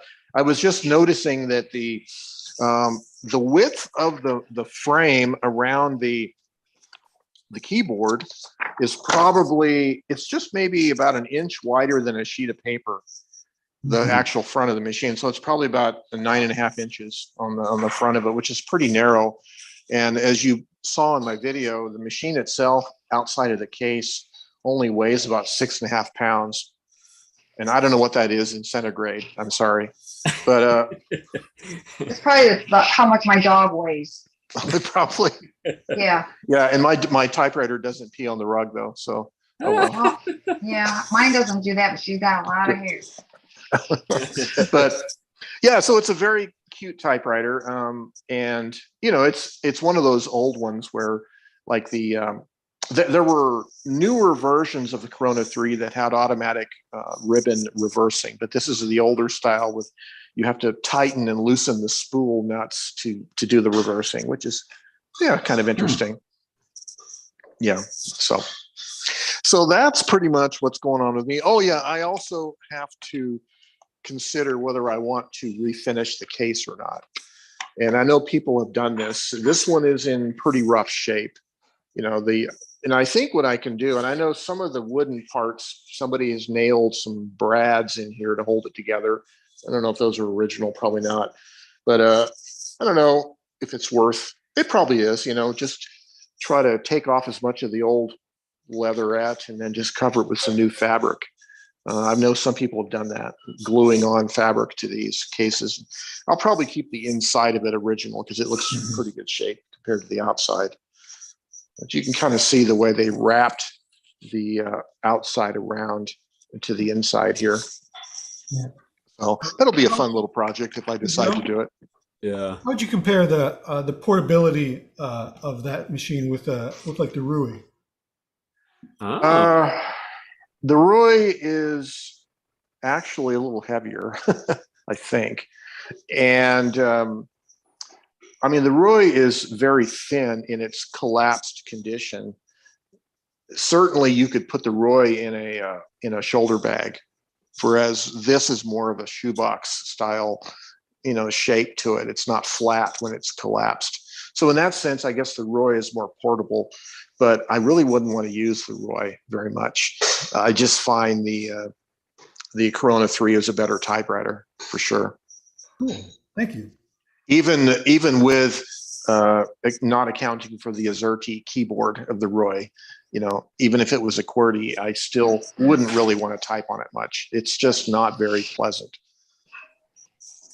Yeah. So anyway, that's pretty much what's going on with me. We have a Father's Day later. We're going to go out to dinner. They're going to take me out to my favorite restaurant. And what is your favorite restaurant? Oh, there's a place in town here called Pelicans. It's a steak and seafood restaurant, and yeah, they're within a mile of the house here, and excellent. It's a good place to get a martini and a really good steak or whatever, Yeah. Whatever you like to drink and eat. So yeah, we're going to do that. Then I have a lunch appointment here in about 15 minutes. I have to go down and meet a friend. So I'm going to have some tacos for lunch. Nice. So that sounds good. You're going to eat today. Oh, I'm eating. This is the beginning of my weekend. So yes. I work every Saturday. So Sunday is my start of my weekend. So anyways, nice. Well, it's nice seeing everybody, and congratulations, Susan, on your type-in. And I know they take a lot of work, and you worry about your first type-in a lot. You do a lot of fretting and worrying about them, but you did a really great job. Thank you. I think just inviting everybody, once everybody comes together, it's everybody's enthusiasm kind of makes the meeting what it is, Yeah. Exactly. So almost a lot like when I used to go to the Black Powder Rendezvous. You get all worried about getting one set up and hosting one, but when all the shooters show up, everybody gets talking. It's a nice place. I like it here. Yeah. And Susan, I like your idea of the bringing sandwiches and chips. That was a good idea because you don't necessarily need a place that caters food that way. Yeah. It worked out very well. People were very happy, especially the ones that had driven so far, to be able to have some type of snack, and it was not messy, so that was good. That's good. That's good. Well, I know that the Austin Typewriter Inc. people are very enthusiastic. We have a great culture, in that group, and so I'm sure they added to it also. Oh yes, I couldn't have done it without all of their input, and they were so excited, and so many of them came up, and they are a great group, and they always are wanting to have something going on. Sadly, they haven't been able to have one in Austin because there's just not a venue. They can't get a venue to agree to have one.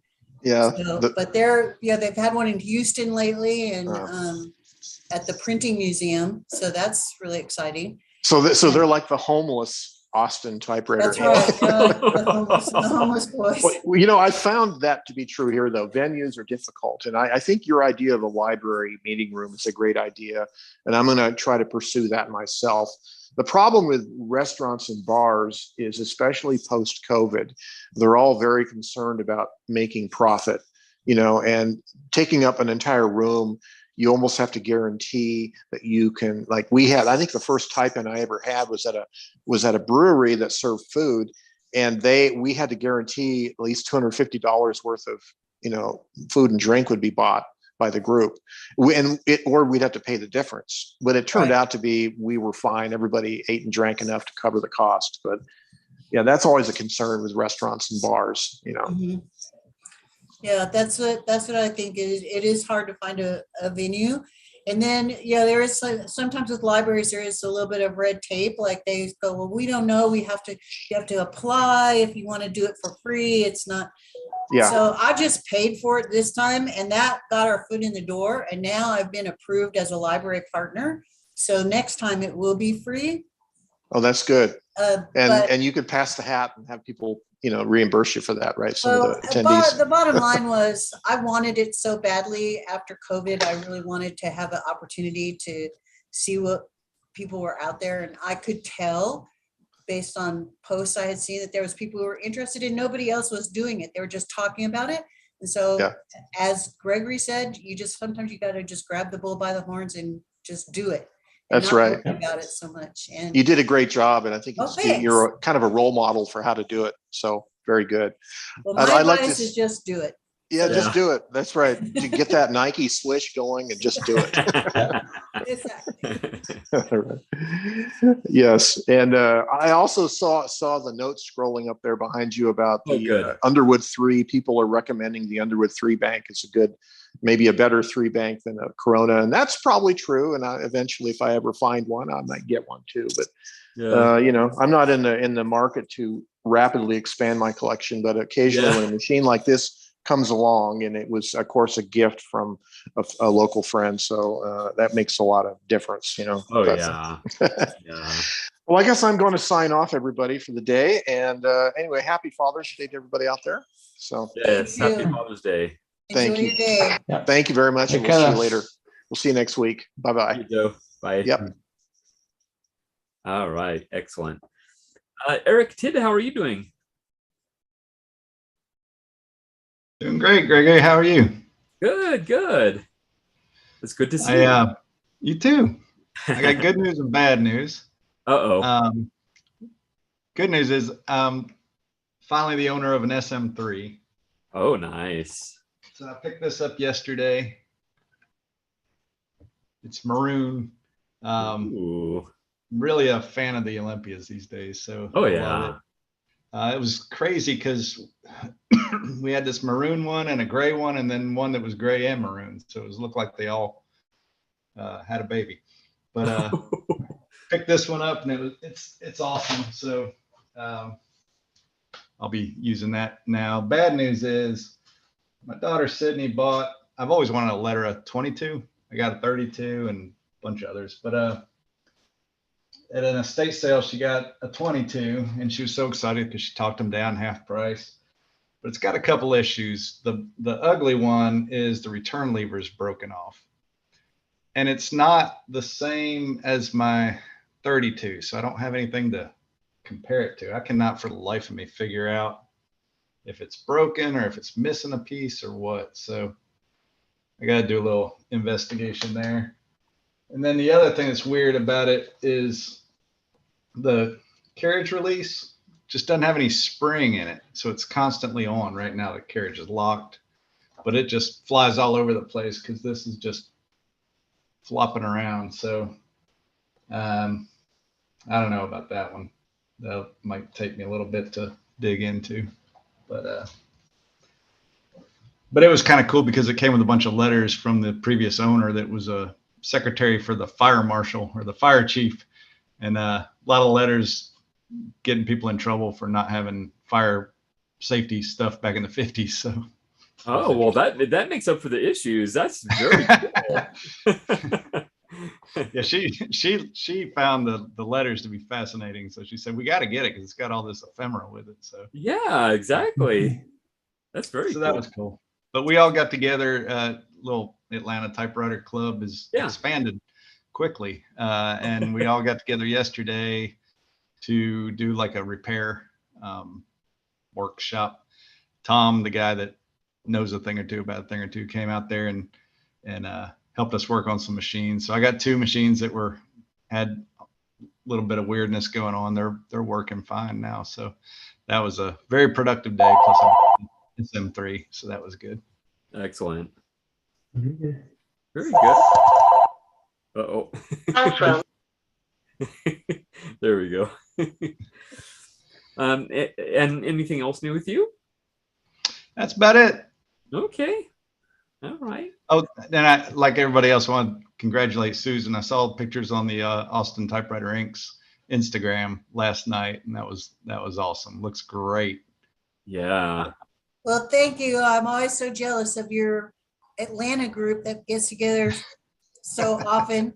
So you kind of also set an example for me about what it should look like. So thank you that's so fantastic. much, Eric. Absolutely. Very good. All right, let's see here. Robert, how are you doing? Well, hello. Hope my connection will be stable. Sometimes Yeah. sorry about it. Let's see how long it works. Well, yes, my dream came true. Oh. And it's now the machine I was looking for. It's now here. It's not perfect, but it's fine. I think for the American, it's bread and butter. It's a Royal 10. Ah. And it has a specialty. It has a Danish keyboard, as you may wait. Just so here you have the Danish keys. And so, well, I have to get used to it. Just turn it around. Am I still back on the channel? Yeah.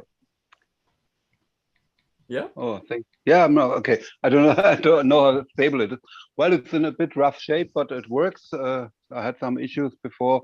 The type slugs had to be made and so on. And oh wait, I'll just turn it around again so you can see some other things. I'm now looking for a platen up here. It's as you see, it's broken. Oh yeah. But I think I have time here. The rollers are really bad shape. Ooh, wow. It's really hard, isn't it? It's like yeah, but by surprise it works. Love that sound.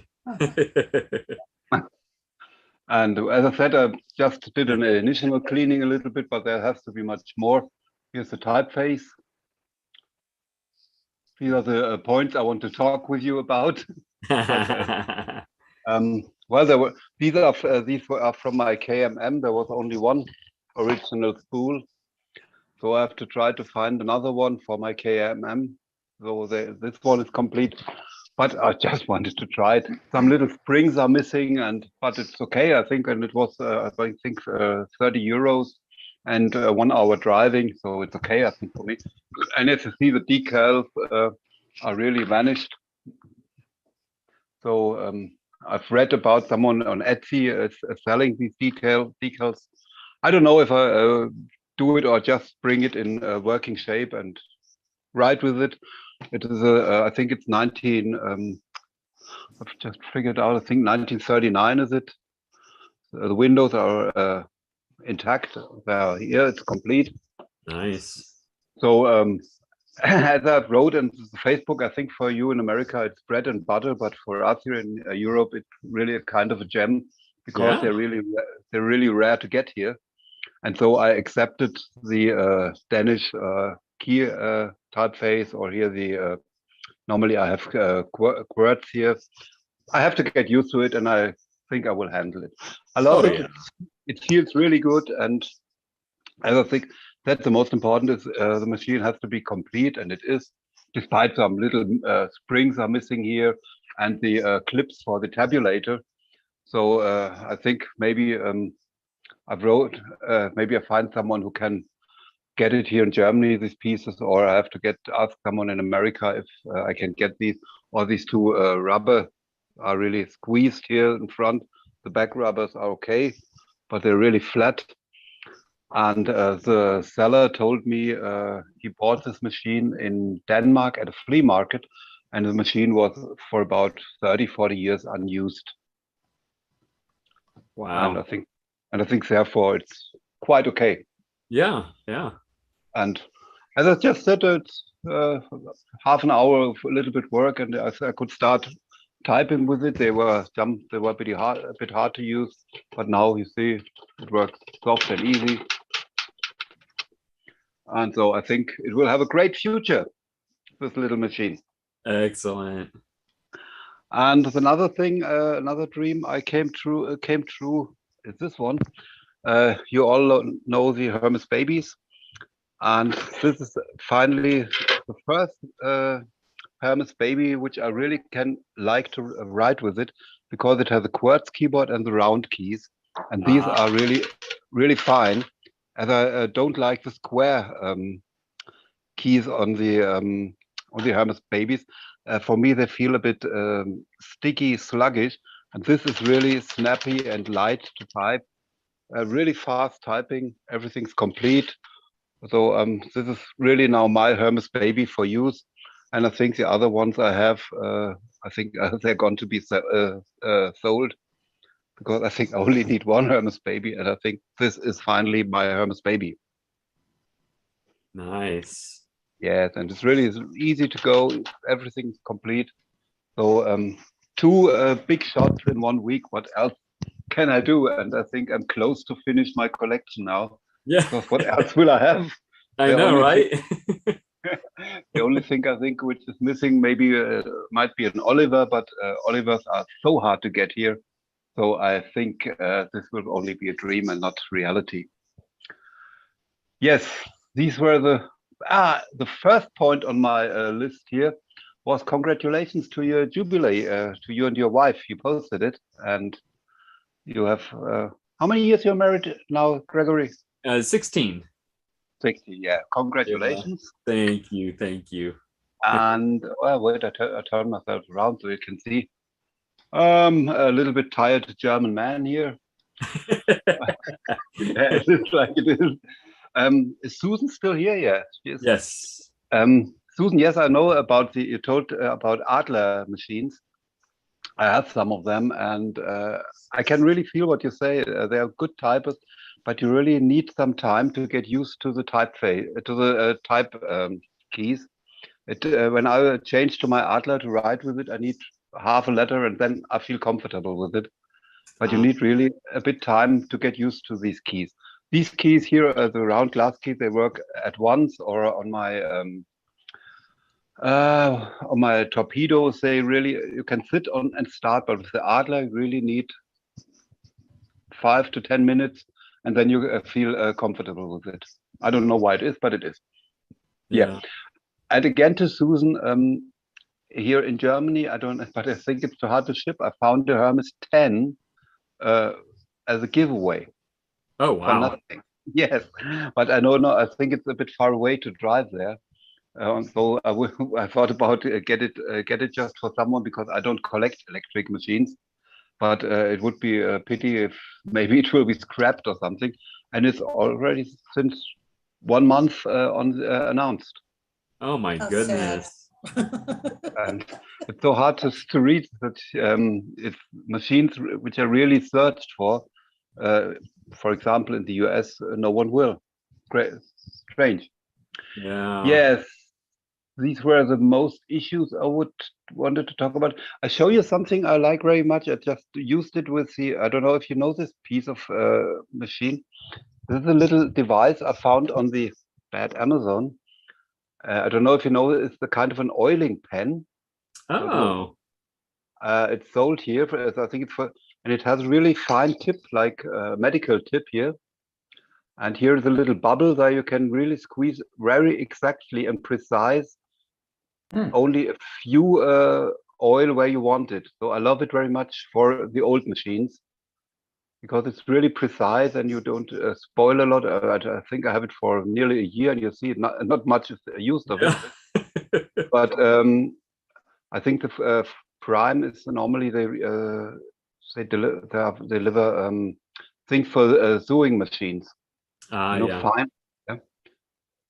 And I really loved it because on the other hand, I tried so many other things to get a precise oiling, and this really works. I think it was 8 or 9 euros, and don't know if it's available in the States, but maybe if someone is interested, that's the thing to go for.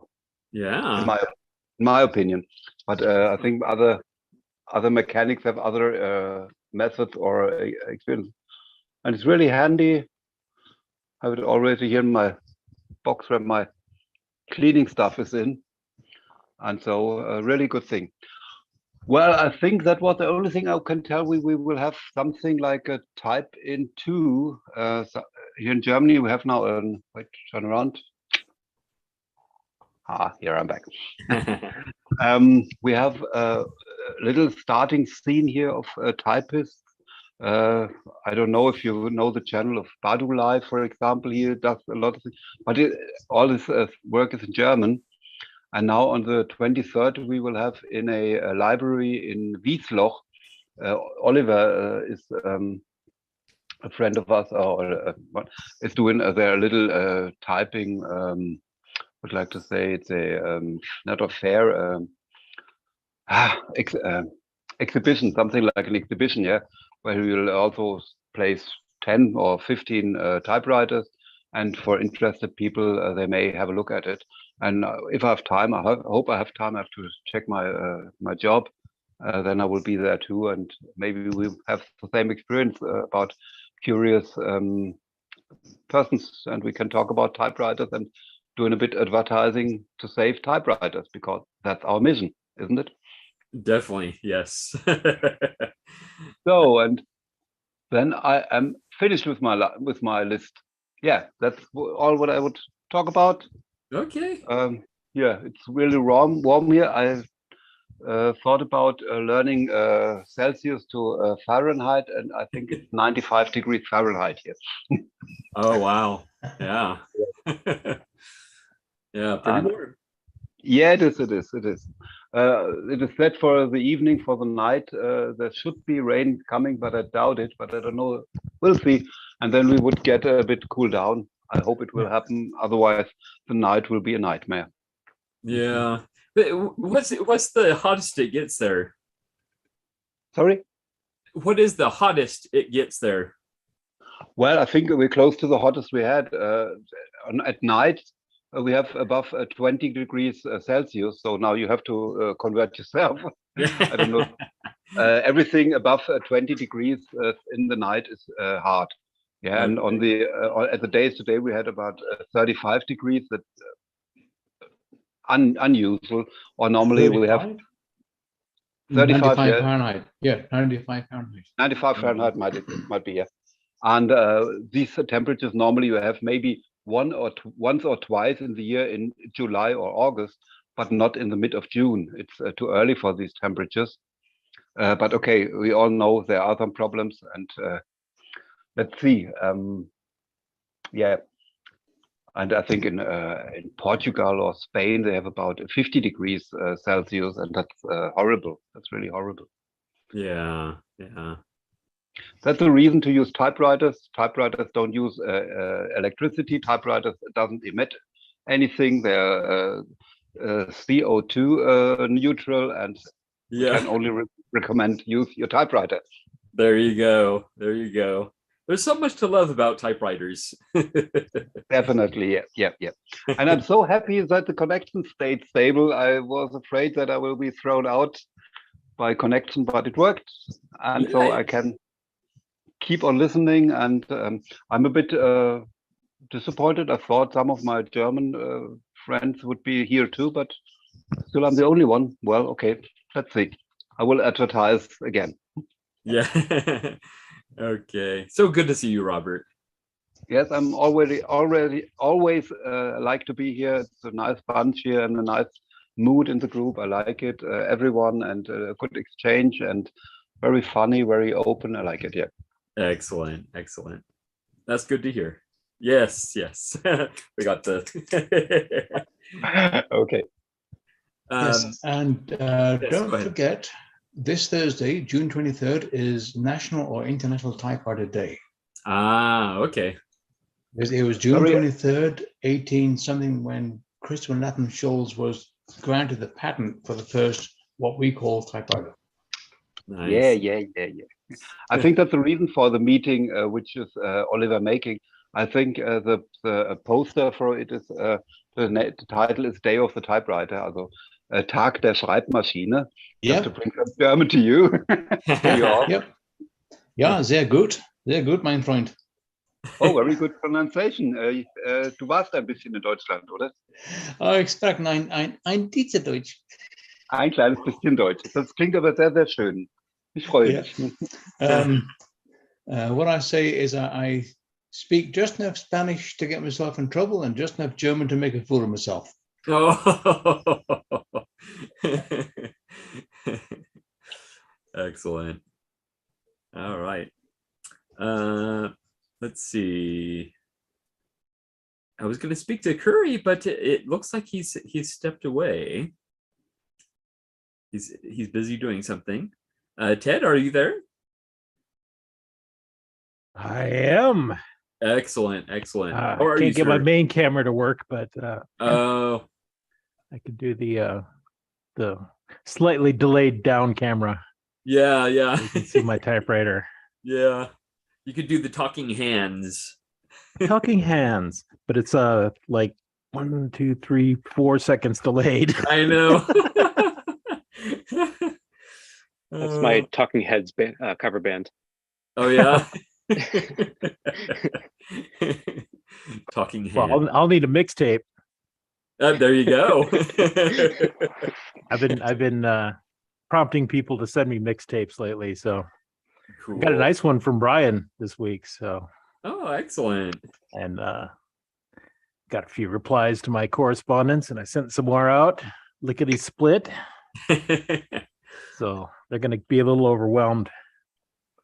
I have since I organized my correspondence, I've gotten excited, and I even pre-did some of my new things I'm going to be sending out. So I have some lucky correspondents will be getting some mini CDs and nude letterheads and everything. Cool. So that is coming up. If you respond quickly, you will get one of the episodes. Yeah, there you go. Excellent. Which means you have to respond quickly. I got a postcard from you, but that's not enough. I know. I'm on vacation, and it's a 3-week vacation, but I'm currently working on your package, so it's probably going to go out probably no later than Tuesday. So good. You may get one of the new one then. Oh, excellent. Here's a little teaser. Oh, cool. I like that. Yeah. Very cool. A little slice of 2002 music from Arizona, the local scene. I love hearing like local, like unsigned bands, that sort of thing. Definitely. Yeah, this was a really good band that lived for about 3 years down here and played the local bar scene over and over again. They were really prolific, and then they released 3 CDs, and then poof, vanished. But I got to record one of their live shows with my crusty old cassette deck. And, cool. Took a bunch of pictures back then, so I put together the experience. Yes. Very cool. And need I ask what you're typing right now? I am typing up ideas for future episodes. Oh, okay. I'm up to episode 5.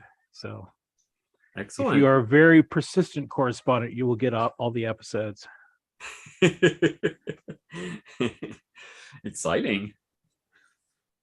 Yeah. And I'm probably a little too organized for this, I think.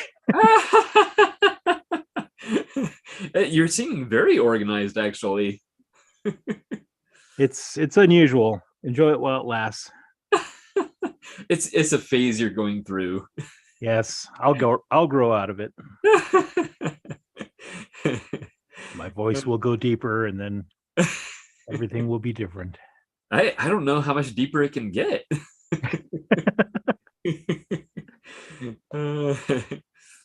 Are there any other projects you've been working on?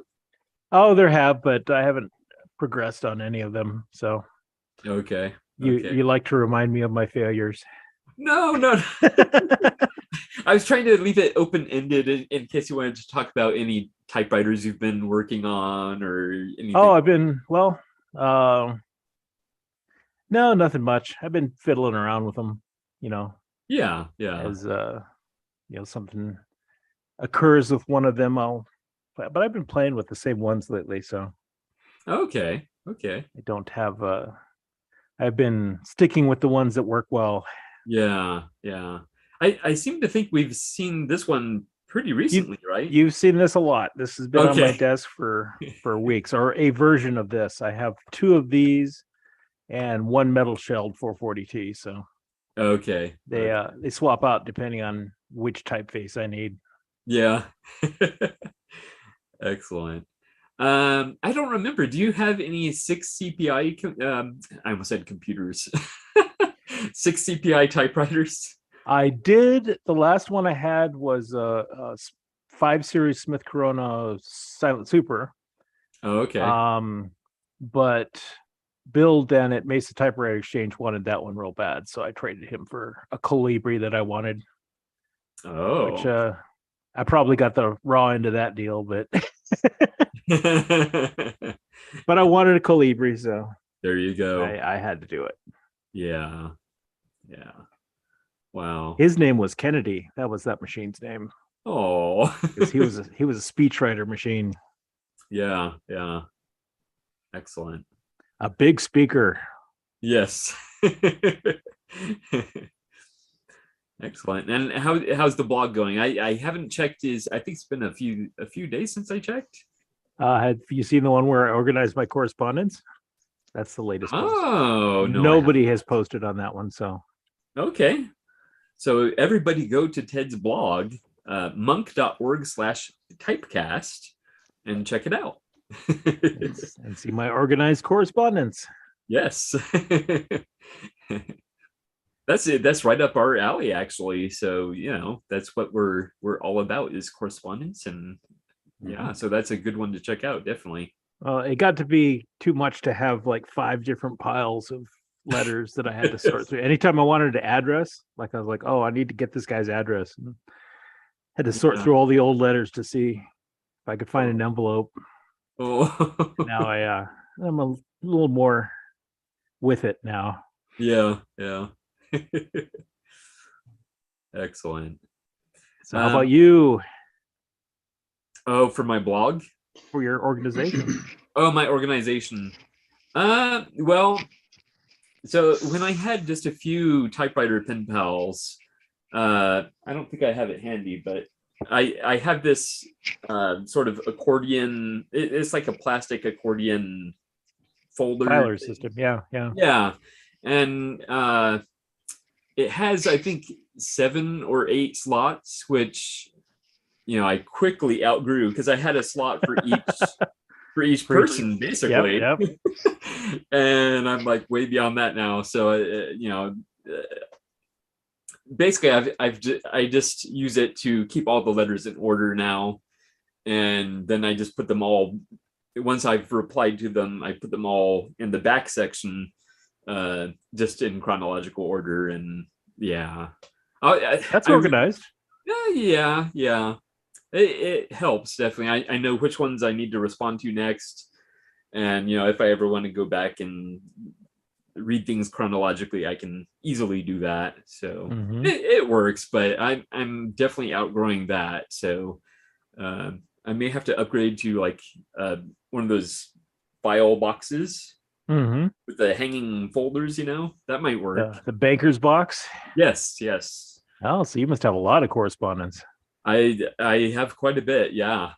I was able to put mine in a binder, but I didn't include things like cassettes and CDs and stuff. That would have been too bulky. Yeah. I put those in a different place. Okay. In my audio collection. Yeah. Excellent. So I'm in your audio collection. You are. I've got all your CDs. And I've even told a few people that they should ask you about your music and see if you'll send them CDs too. Sure. My music is definitely not for everyone, but very experimental. Yeah, so it's good to add experiences with your letters, and I think a nice audio experience is a good thing to include. Yeah, it's a lot of fun. Yeah, more people should get micro cassette recorders. Yeah. Or just any kind of obsolete media. Yeah, I just can't tell you how much I love these mini CDs, because it's just great that I can put them in an envelope and just mail them with a regular stamp, and I don't have to go to the post office and buy postage for a package. That's made it that's really greased the wheels as far as me replying to people exactly, yeah, more quickly. And so I'm kind of getting married to this format. Now, I know you bought a spool of them. How many were on the spool?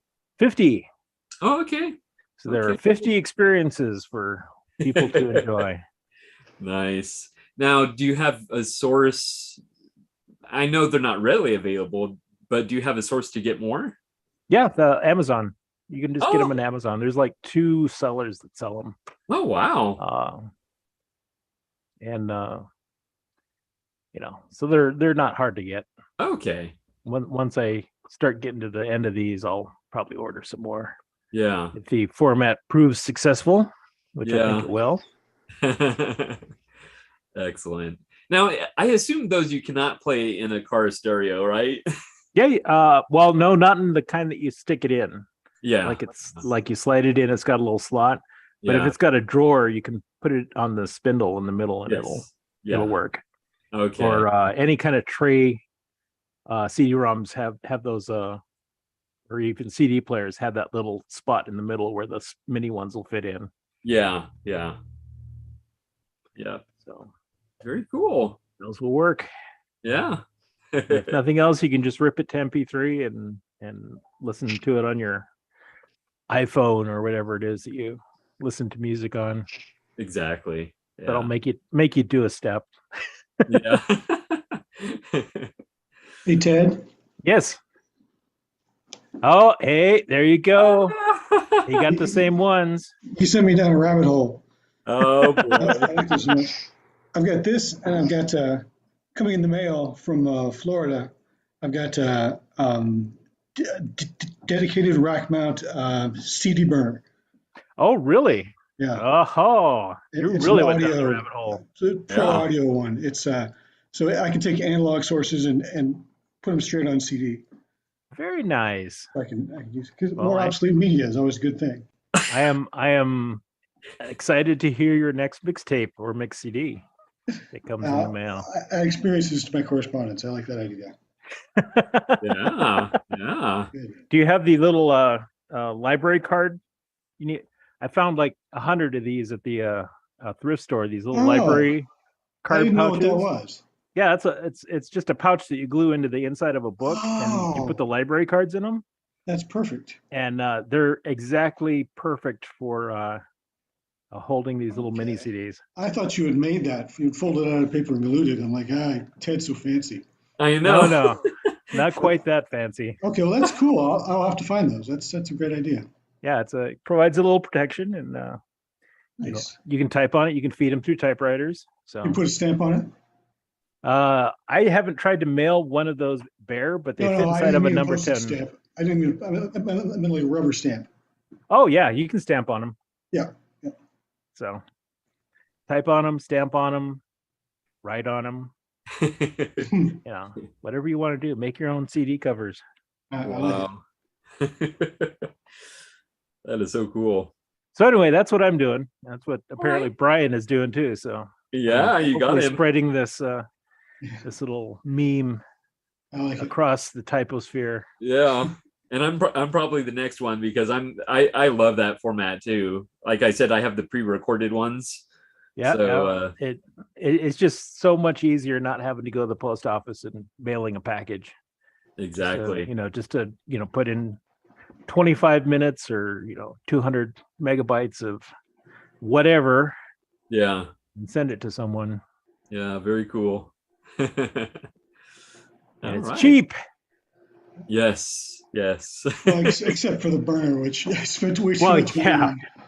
I use a laptop for that, so.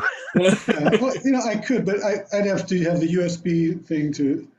Having to buy a newer piece of hardware to run older media seems wrong to me. Oh well. So I use an old Windows XP laptop with a I've got a new laptop burner in it. So I don't have any old computers lying around that run CDs at all. Aha. I've got this in the Model 100, so I'm either like 2022 or 1985. Yeah. I'm the same way, except I filled in 1996 to about 2003. Yeah. This burner I'm getting is from 2000, so it's going to fill in my areas of technology. That will be very interesting. Yep. I will share when I get it done. All righty. Excellent. So anyway, that's what we're doing. Yeah. I actually had to get because my computer doesn't have a CD drive, so I had to get an external one, just a USB one. Fortunately, they're very very cheap. What was that? Yeah, you had to buy one. Yes. I made you buy equipment. No. I had to buy it for myself before. Okay. Yeah, because I have plenty of CD players and stuff that would play the 3-inch format. So so that wasn't a problem. Good. It's just I need to be able to burn my own CDs and there you go, stuff like that, and yeah. So well, I'll be looking for one from you too. Oh yes, maybe not this package, but maybe the next one. Oh no, it won't have to be a package. That's true. But I'm definitely gonna include maybe a full CD, a full size. Okay. CD. Yeah. Good. So I get those. I'm excited. Yeah. Excellent. All right. Well, it's so good seeing your typewriter and your hands, Ted. Good to be here. Yeah. There's my hands 4 seconds later. Talking hands. Excellent. All right. Curry, how are you doing? It looks like you're done eating. I think you were eating a little earlier. Yes, I'm back. Well, we're back. Becky's off the camera here. Yes, we were having our French toast with real maple syrup because Canada. Mennonite. Yeah.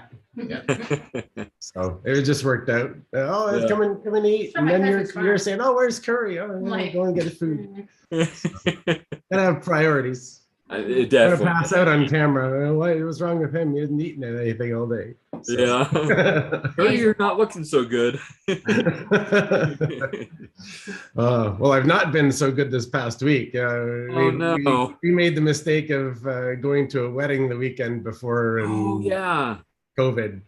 Yeah. So, too many people in a small reception room and no walk in the park. Dodged it this far and no, it was wiped us both out this past week. So I don't know. See if I'm going back to work tomorrow or not. I'm not sure. But this past week was just at home and you don't feel like doing much. And so, oh well. Hopefully move on from it. Yeah. That's the fourth time I've heard that story in 2 weeks of somebody breaking quarantine to go to some big event and catching COVID immediately. Yeah. And now that person that got married, so Becky's cousin, her other cousin, the sister, is getting married in September. We're like, I'm doing it twice, man. You guys streaming this on Zoom, this wedding, or what? Totally Zoom and be way better. Man. Don't have to buy my drinks or nothing. But I did get some Type Pals mail when I was sick this week, so that kind of cheered me up. Yeah, I got one from John Maye, and I wasn't sure who was it from first. So it's like from the Philippines, and I went, John Maye. He's not from the Philippines. He's in the Maritimes, but no, he's his wife's from the Philippines, I guess, and so they've got they're retiring there. So yes, all of all places. So yeah, pretty cool stamps on there from the Philippines. So I have to get a reply off to him so he can see if he can receive it before they're just there, and then they got to zip back and I guess close the sale on their house here in Canada. So see if I can get a response back to him. And then I got this one, which was awesome. I always love getting letters with loads and loads of different stamps on them. So my buddy Paul works in the post office at one of our pharmacy chains here in Canada called Shoppers Drug Mart. And I remember when he first started working there, I bring him a few, I don't know, I have this big envelope, and he like just took out all the 1-cent stamps and like covered the whole front of it with 1-cent stamps. Hilarious. But anyways, now this one was from Andrew Smith in Mill Valley, California. I always think of Hill Valley, like Back to the Future. I see Mill Valley, California, but not quite the same. Yeah, so that was nice to get some, because I just haven't sent many letters recently myself, just between being busy with work and Willow Creek Typewriters, and then being sick, and it's just like usually when I'm sending them out regularly, I'm receiving them back regularly, but it's not so many recently. So thanks to everyone that sent letters recently. It's nice to not feel like you're the only one that's putting them out there and not getting anything back. So yeah. But then you were mentioning about the cassette player, so I got this in a lot yesterday. A little realistic, just a standard cassette player. I got to find some cassettes for it. It's actually really nice shape. 4 AA batteries, but I don't even know if I have any cassettes kicking around still. But we go to antiquing, and it's becoming eBay. more of a thing that you can find them now. But Ted said eBay, and also even like thrift stores. They're very common thrift stores. Stores, I pick up, like, people will put out stacks still wrapped in plastic, Still like sealed, the 10 packs of TDKs. If you just haunt all the areas, you'll eventually see the things I love to pick up are those big spools of CD-ROMs or DVD-ROMs. $5 at the thrift store. People buy those things and then just never use them, and then donate them to stores. So every at least once every couple months, when I was doing regular rounds, I would see cassette, stacks of cassettes, brand new ones, CD-ROMs, all that old media that nobody wants anymore. So I'll have to see if I can find some blank cassettes and do some recording, like you guys were saying. Send those off with a letter, typed letter wrapped around it. An experience. Yes. Provided the person on the receiving end has something to play it on, but otherwise they can go find one. You're about to say you can force them to go find one. Yeah. I actually really like the form factor of that one. Sorry? I actually really like the form factor of that one. It's usually the little thin thing. I remember having like the Commodore 64, and you'd have one of these plugged in next to it. It's a data set. Oh yeah, but it's just a little, it's like a voice activated, I guess, for like in an office or whatever. Yeah, that's probably from the 90s. That looks like the realistic stuff from the 90s. The little counter on it. Yeah, really nice shape. Looks like it's hardly ever been used. So anyway, so that was in a bundle with an Olivetti. With this nice. for $5. Wow. Oh my. I haven't plugged it in to see if it explodes yet. It won't. It's just a motor. Yeah. Under $4 US. So we'll give that one a try off camera or something like that. But Ka-chunk. Interesting. That's the Olivetti 3-prong plug. Yeah. So that was fun. Hold on to that. Those are like gold. Like people really? People who have like the Olivetti electric typewriters, they use that same plug, and they're often missing. So they even if that calculator is trash, save that plug because people are going to want that. Ah, very, For very the good to know. Electric lexicons and stuff like that. Yeah. Yep.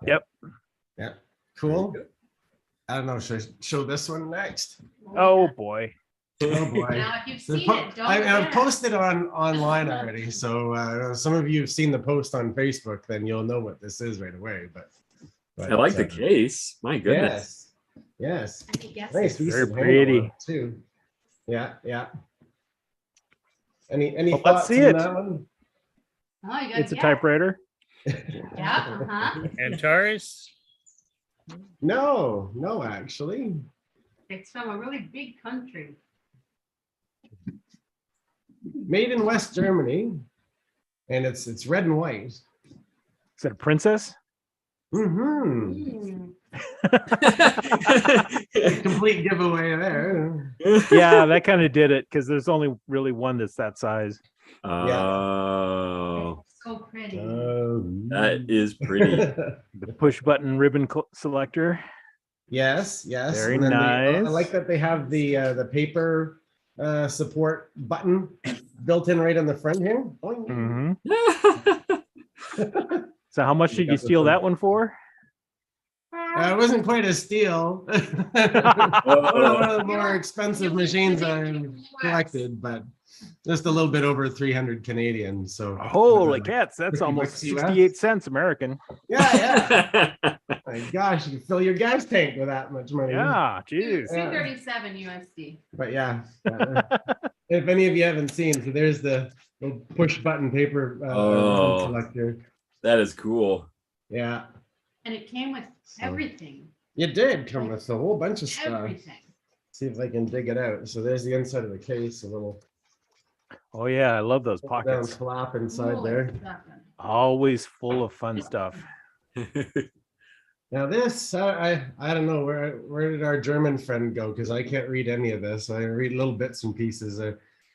Somebody was saying that they had enough German just to get themselves into trouble. Like me, I just had one course in high school. That was William. So I think this is care, must mean care and use or something like that of your Princess 300, but it's all Bending in and German. fluging. Yes. So nice little booklet. Service And and then it's got the still in plastic, the test page, little test page, and the guarantee on the back. And the case key still in the wrapped in the original. Boy, they didn't unpack anything, did they? I know. No. I mean, it seems like it's been decently used. Okay. Not over so. It just needs a bit of cleaning and got a bit of a paint chip on the one side. No sales receipt? No sales receipt, unfortunately. No. A little bit of Free a paint free chip Tipex. there. Yeah, and they glommed one of these things on the side, so we'll work on getting that off, hopefully without doing too much damage to it. But yeah, so that's fun. And I got one more to show you here. Oh wow.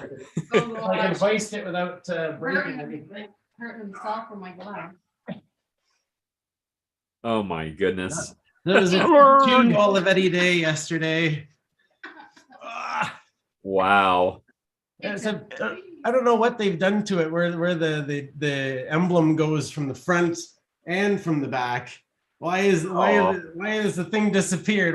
What did people do to their machines that it's gone? Might have been used for a film or something. Yeah. Yeah, because they'll take the badges off if they don't want to get in trouble with an advertiser To or pay something. royalties or whatever. Yeah. But so the bell's not working on it, but everything else seems to be not too bad. It just needs a good cleaning. But a fellow had contacted me who works at a long-term care facility, and he found it there. It was heading out for the trash. He said, "Do you want it?" And I said, "Yeah, I don't want it to go to the trash, so yeah, I'll come pick it up." So wow. There we go. Free one.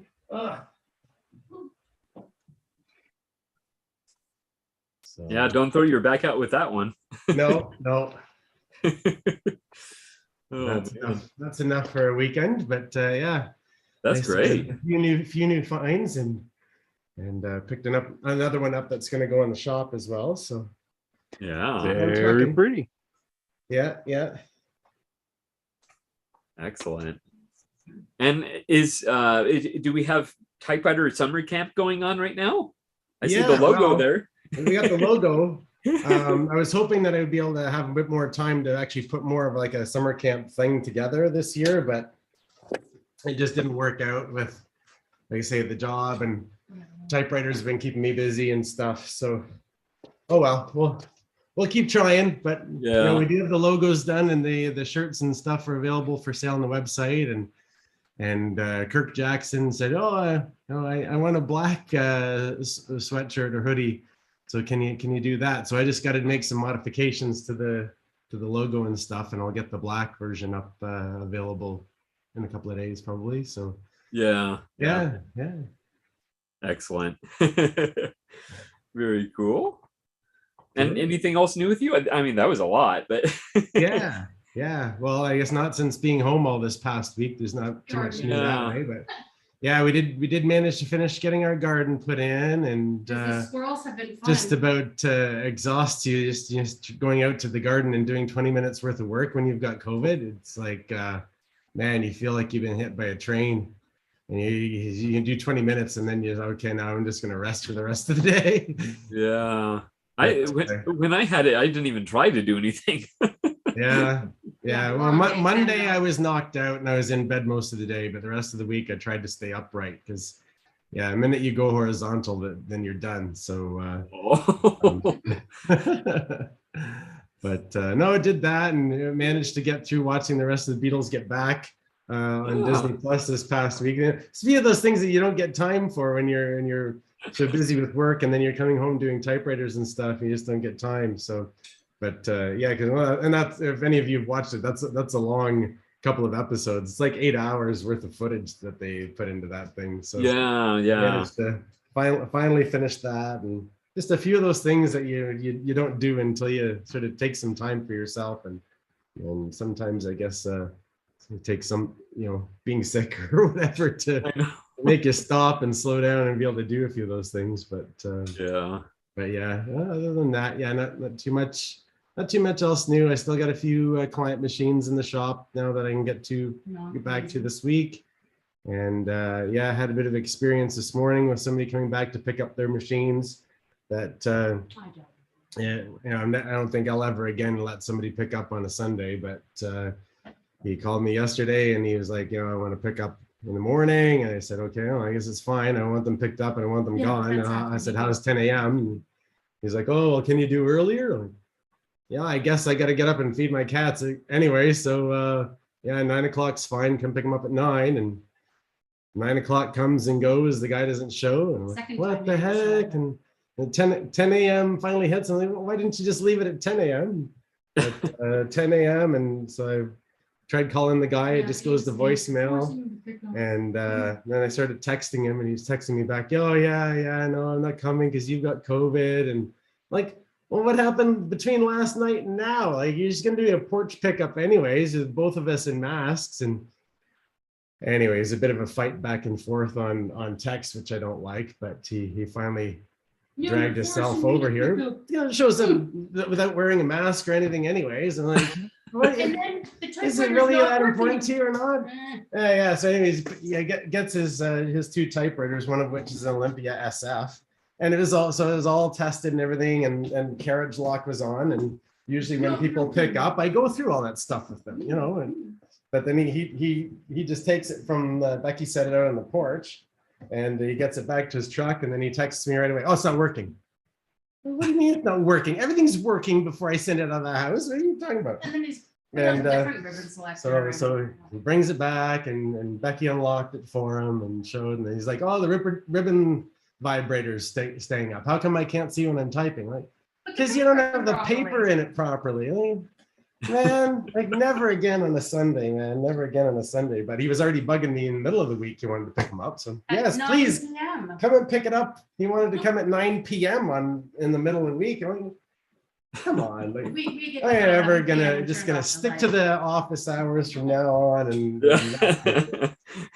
oh, enough hassle with that. So that turns the morning off. But now I'm here with all you fine people, so it makes the day so much better. And I've had my French toast, so Yeah. now I'm smiling. Yeah. Good. So, was your French toast with Quebec maple syrup or Nova Scotia maple syrup? Either. Ontario maple syrup. We have like so many meadows around My here. cousin's maple syrup, Have actually. sugar bushes. My cousins, yeah. It's local, man. This is 20 under 100-kilometer 20 maple minutes. syrup. It's like 20-kilometer maple syrup. Wow. Okay. And I get a better deal. Oh. Yeah. You It helps can when you even know the take your- manufacturer. She gets a good deal from her cousins. So Yeah. Mhm. Yeah, you Canadians take your maple syrup very seriously. Oh, absolutely. Well, Vermont has it too. Yeah. That's true. That's true. Yeah. Yeah. Yep. Excellent.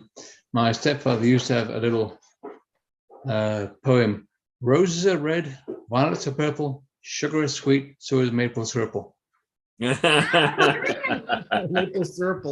Is that your Rose typing prompt for today? I think it is. You should have typed it out. Excellent. All right. Well, it's so good to see you, Curry.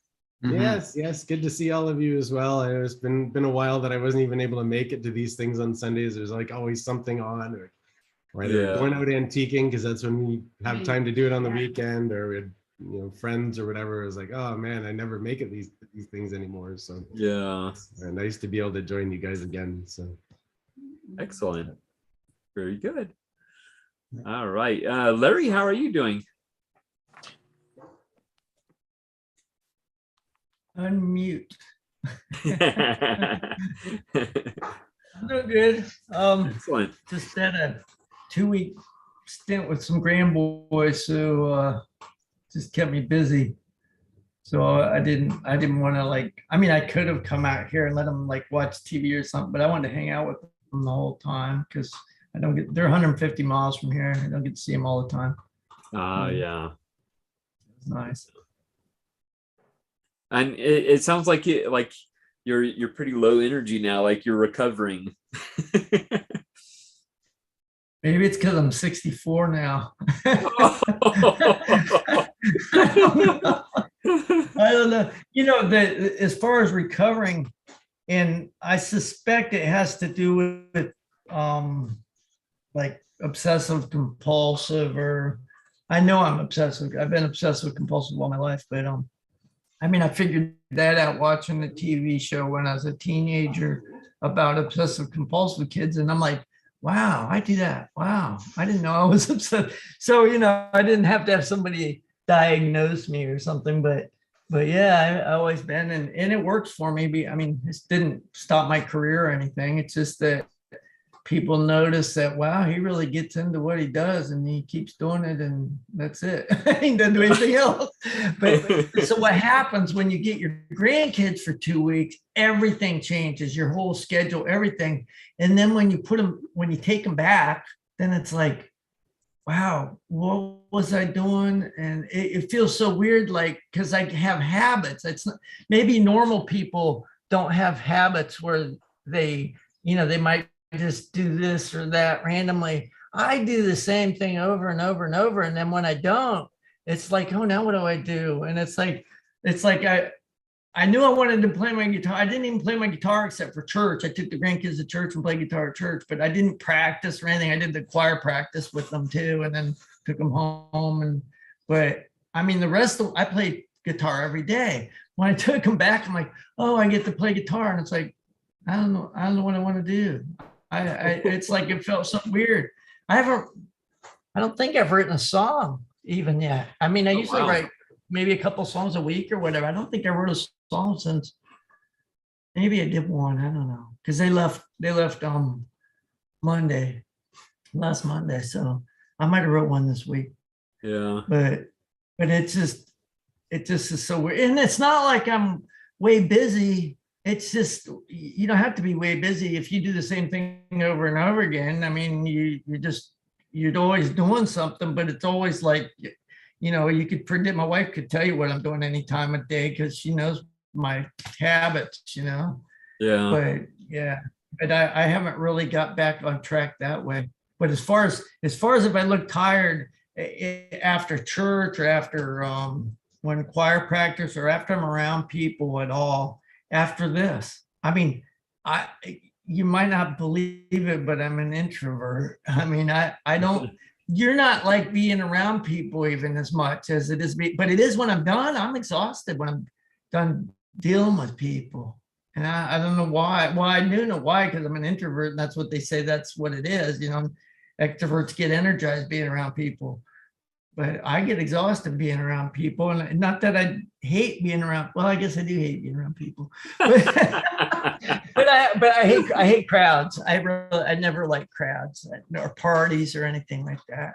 I mean, I'll do them sometimes, but I never did like that. And that might be part of the obsessive compulsive thing too, where you're used to your routine and now like you're in a traffic jam and you can't even do your routine. You know, it's like, what are all these people doing here? I thought I paid to get them all out of here. You know? I'm like Elvis. It's like, I'd like to buy every ticket, please, so I could be here by myself. You know? I don't have the money he's got though, so I haven't been able to do that, but I express that often. Yeah. So anyway, I'll shut up. No. Actually, I know exactly what you're talking about with the introversion because, you know, I love Typewriter Club Live, but I am an introvert. And so, yeah, I have to raise my energy level to, you know, do this whole thing. So always after it, I just crash. So that time we went 5 hours, that was a hard crash. After 4 hours, it's like a crash, but after 5 hours, that was a hard crash. So back in maybe 2009 or something, or 7, I think it was 7 when I came on Facebook. My wife was on it and I was like, I'll never do that. And then all of a sudden I got on it and looked up old friends and stuff. And then it's like, wow. And so anyway, I got a friend that got in a motorcycle accident. He's died now from injuries, but he was like 8 years with injuries and then finally succumbed to them and paralyzed and all that. But he wasn't on Facebook and he's an extrovert. He was my best friend growing up and he was crazy extrovert. You know, loved being around people and funny and then gets excited. And so I thought, man, he's going to love Facebook. He's just going to love this. And so I set him up a Facebook account when he was paralyzed so he could take his tablet and look at Facebook. And he hardly wrote 2 words on there. And I think it's like, maybe his way of communicating is not my way of communicating, you know? I mean, I like communicating by writing stuff down more than I like talking because I get the feeling a lot of times when I talk, I don't make any sense at all. But when I write down stuff, I get to think about it a little bit. There you go. Yeah. Yeah. He I think is just always on the wing, you know, talking, and he's confident in his ability to talk. And so he was a talker, but he probably wasn't as much of a writer, I guess. And it's weird, but I guess it's 2 different functions. You wouldn't think so. Oh yeah. Yeah. I think it would be interesting to do like a study of, you know, how many people that collect typewriters are introverts versus extroverts. Yeah. It makes you wonder. Yeah. I would bet there would be a tendency towards introversion because I think people that write in general tend to be introverted. So because you almost have to want to be you almost have to want to be by yourself if you want to just type something, if that's not your job, I mean. Yeah. That would be interesting though. Definitely. I may even pose a poll in the antique typewriter group and see what kind of a response we get. Because I think it'd be, you know, very fascinating to find out if it leans heavily one way or the other. So what about everybody here? does everybody here, or have you taken the Myers-Briggs or whatever and know if you're an introvert or extrovert or whatever? Or, so are y'all introverts? Is anybody here an extrovert? I'm an INTP. Wow. There's times when I'm an introvert and times when I'm an extrovert. I've never really been just, I guess, permanently one or the other. Okay. That sounds like my son. He's right and left-handed both. It's not the same, maybe, but like it's I'll find just as I've found just as much pleasure from sitting down reading a book or playing a game or doing something alone than recruiting for a fraternity in the past. So interesting. It's and that I guess that's been somewhat of an advantage in my life, which especially in my career, because I can match. I'm in sales, so I can pretty easily match and mirror other people's personalities, old sales technique. But so I've never really been one or the other. Okay. But right now you're being an introvert because you're not showing yourself as that. I'm teasing. Yeah, I'm not a camera person. That's okay. That's okay. Not a big camera person. Yeah, we're just glad you're here. So yeah, that's right. I'm just teasing. Don't worry. Yeah. I mean, I'm here and I'm definitely an introvert, but How about you, William? Are you an introvert or extrovert? I was quite a shy kid. Okay. The way I put it is that my first wife forcibly installed a spine into me. Then she passed away in 2002. Then Juliana brought me out of my shell. Oh, nice. And you most of you will probably notice I do tend to stutter a bit, more so when I get tired. But I never ever stutter when I'm typing. Yeah. My words come out nice and smoothly on the paper. Oh. And also, I never really have been one for, I believe the term is thinking on my feet. So if ever I get into an argument, the way I used to say it is, I have to manually load every answer as if I'm loading a muzzle-loading rifle before I can fire it off, where my wife is like a magazine-fed semi-automatic rifle. She can just fire the questions and answers off faster than I can comprehend. So what I'll quite often do is, after a discussion, is I'll sit down and type or write a 2 or 3 page answer to my feeling of everything like that. And what I get told is,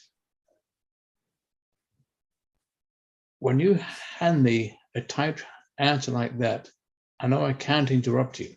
I have to read it all the way through, and then then I have to sit and seethe on that for a couple of days before I can come back with an answer. Oh, and that is one thing about handing a person a written or a typed page, is that they can't interrupt you. The words are already there. They can't block you off, can't cut you off.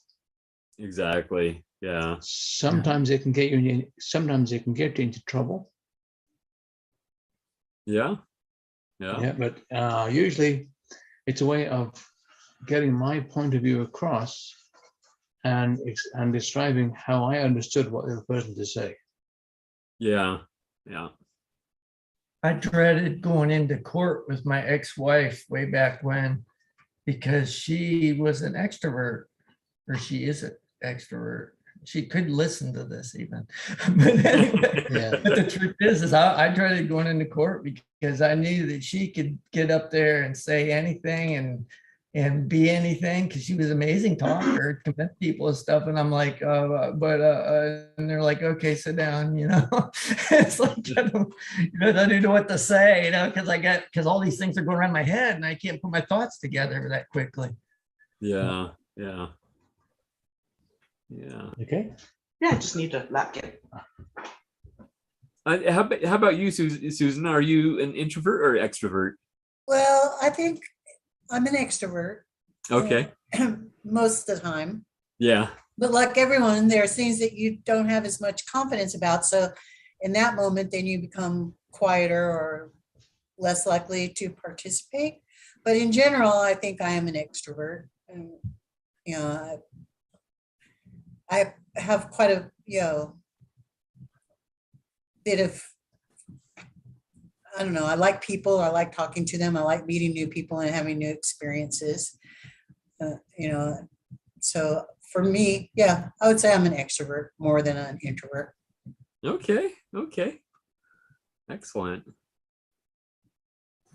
Yeah, so I think I will post that poll on the antique typewriter group because I am getting the sense that we do have we lean a little bit towards introvert, but then we do have some extroverts in here. So, but it'd be interesting to get a bigger sampling of people and yeah, I'm actually quite interested now.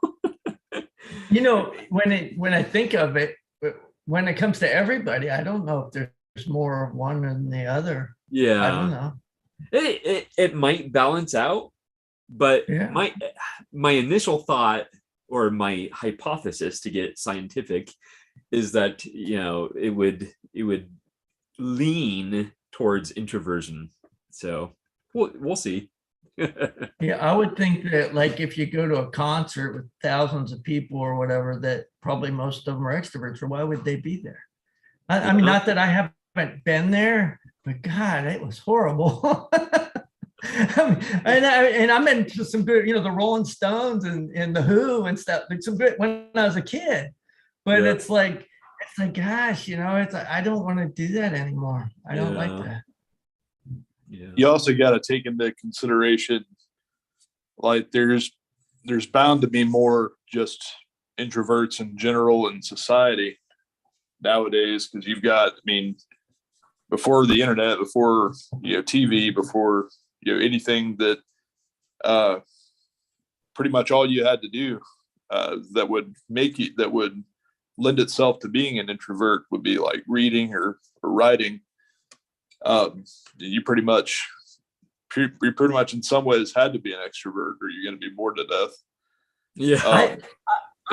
Now I don't know anything about it, but my understanding is that, like, you're born that way. But you know what? How do they know even? So I don't know. But I don't know. I have no idea. But I've just understood it's just like the way your brain's wired.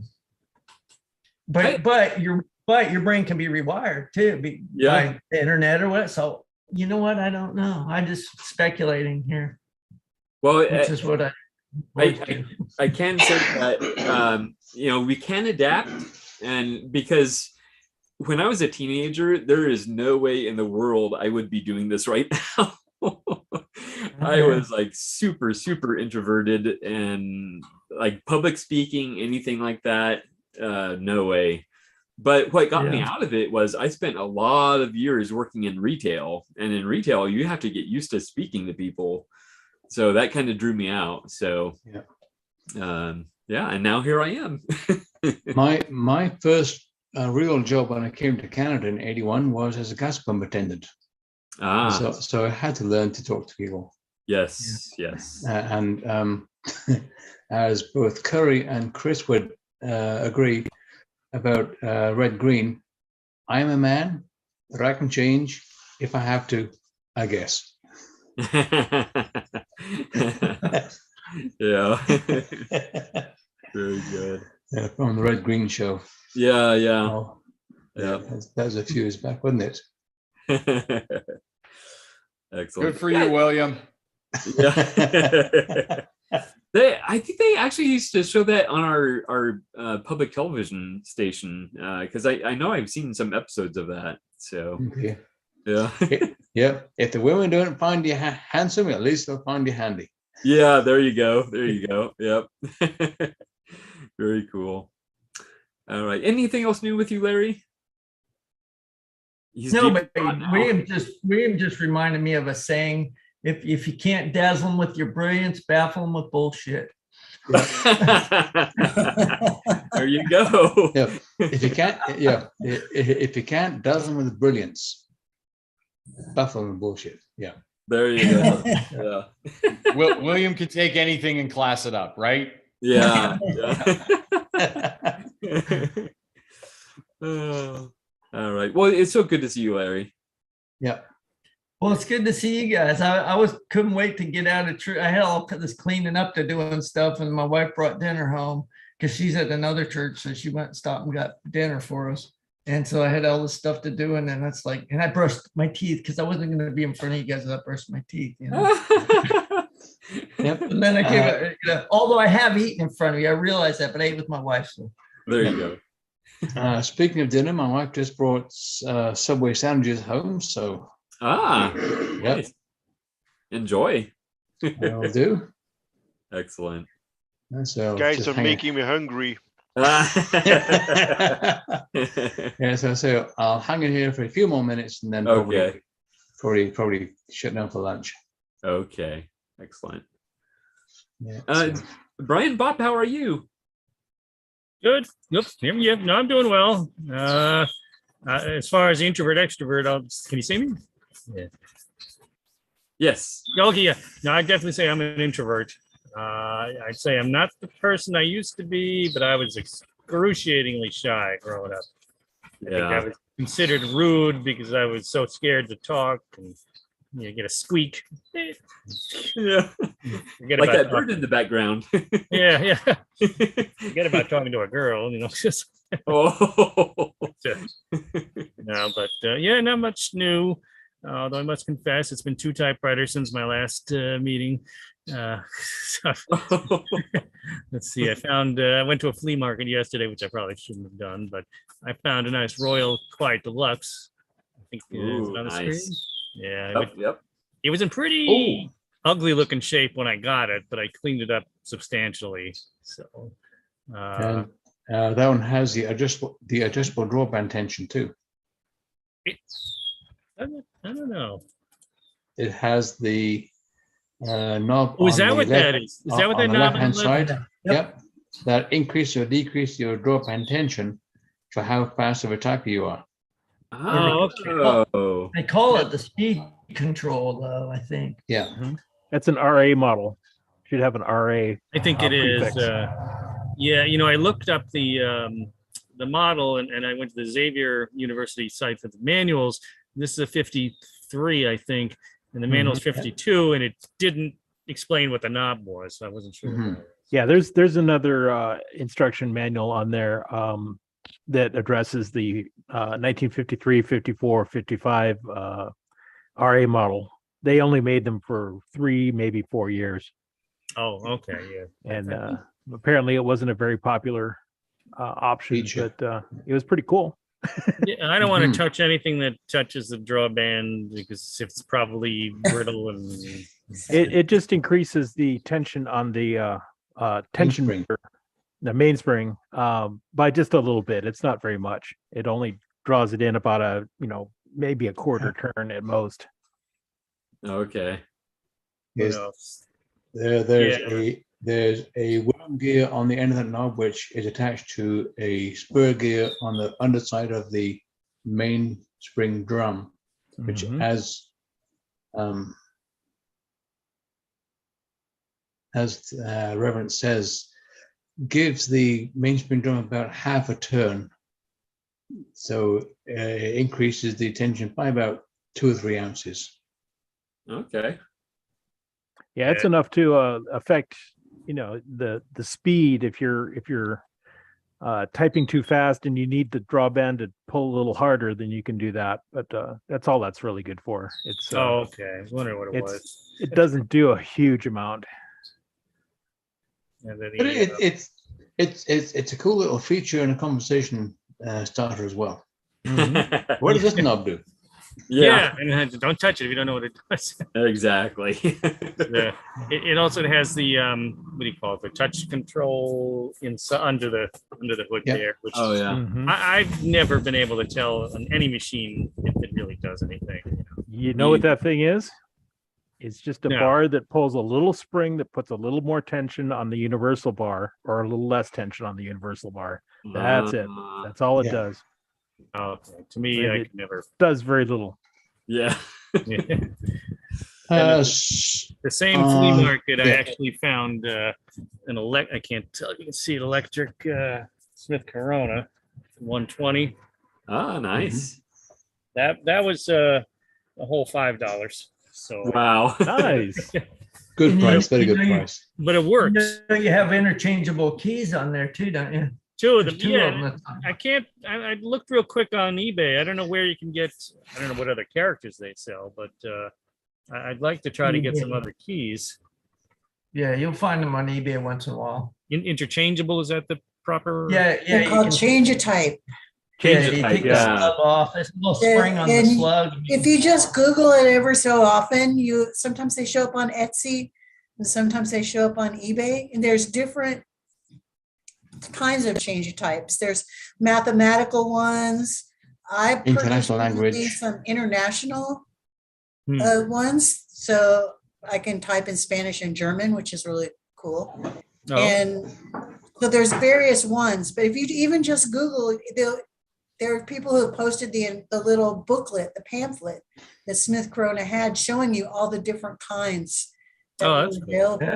Yeah. Yeah, They, 'cause I mean, they even we don't have need the the one. emoji smiley face. They have a smiley face. I got a smiley Uh-huh. face, frowny Yeah. face. Kind And of cool. I once bought a Smith Corona Classic 12 in very poor condition, specifically because it had the happy face, sad face emoji on the far left changer type. Hmm. So that's all I bought the typewriter for, was Yeah, that I would've changer too. type. Yeah. There's some machines that actually have a little compartment on the inside where if you bought the change of type, you could put your little box on the inside of the typewriter. So sometimes they come with the typewriter and you're not even aware of it till you get it home. I And didn't know that. We'll have to check. Yeah, I Yeah. didn't. I never knew that. That's cool. yeah. I gotta look at mine and see if Yeah. I missed something. Treasure.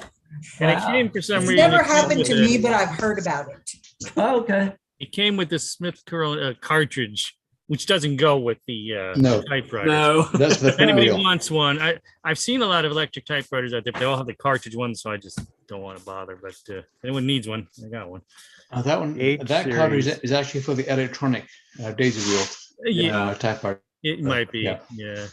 It is.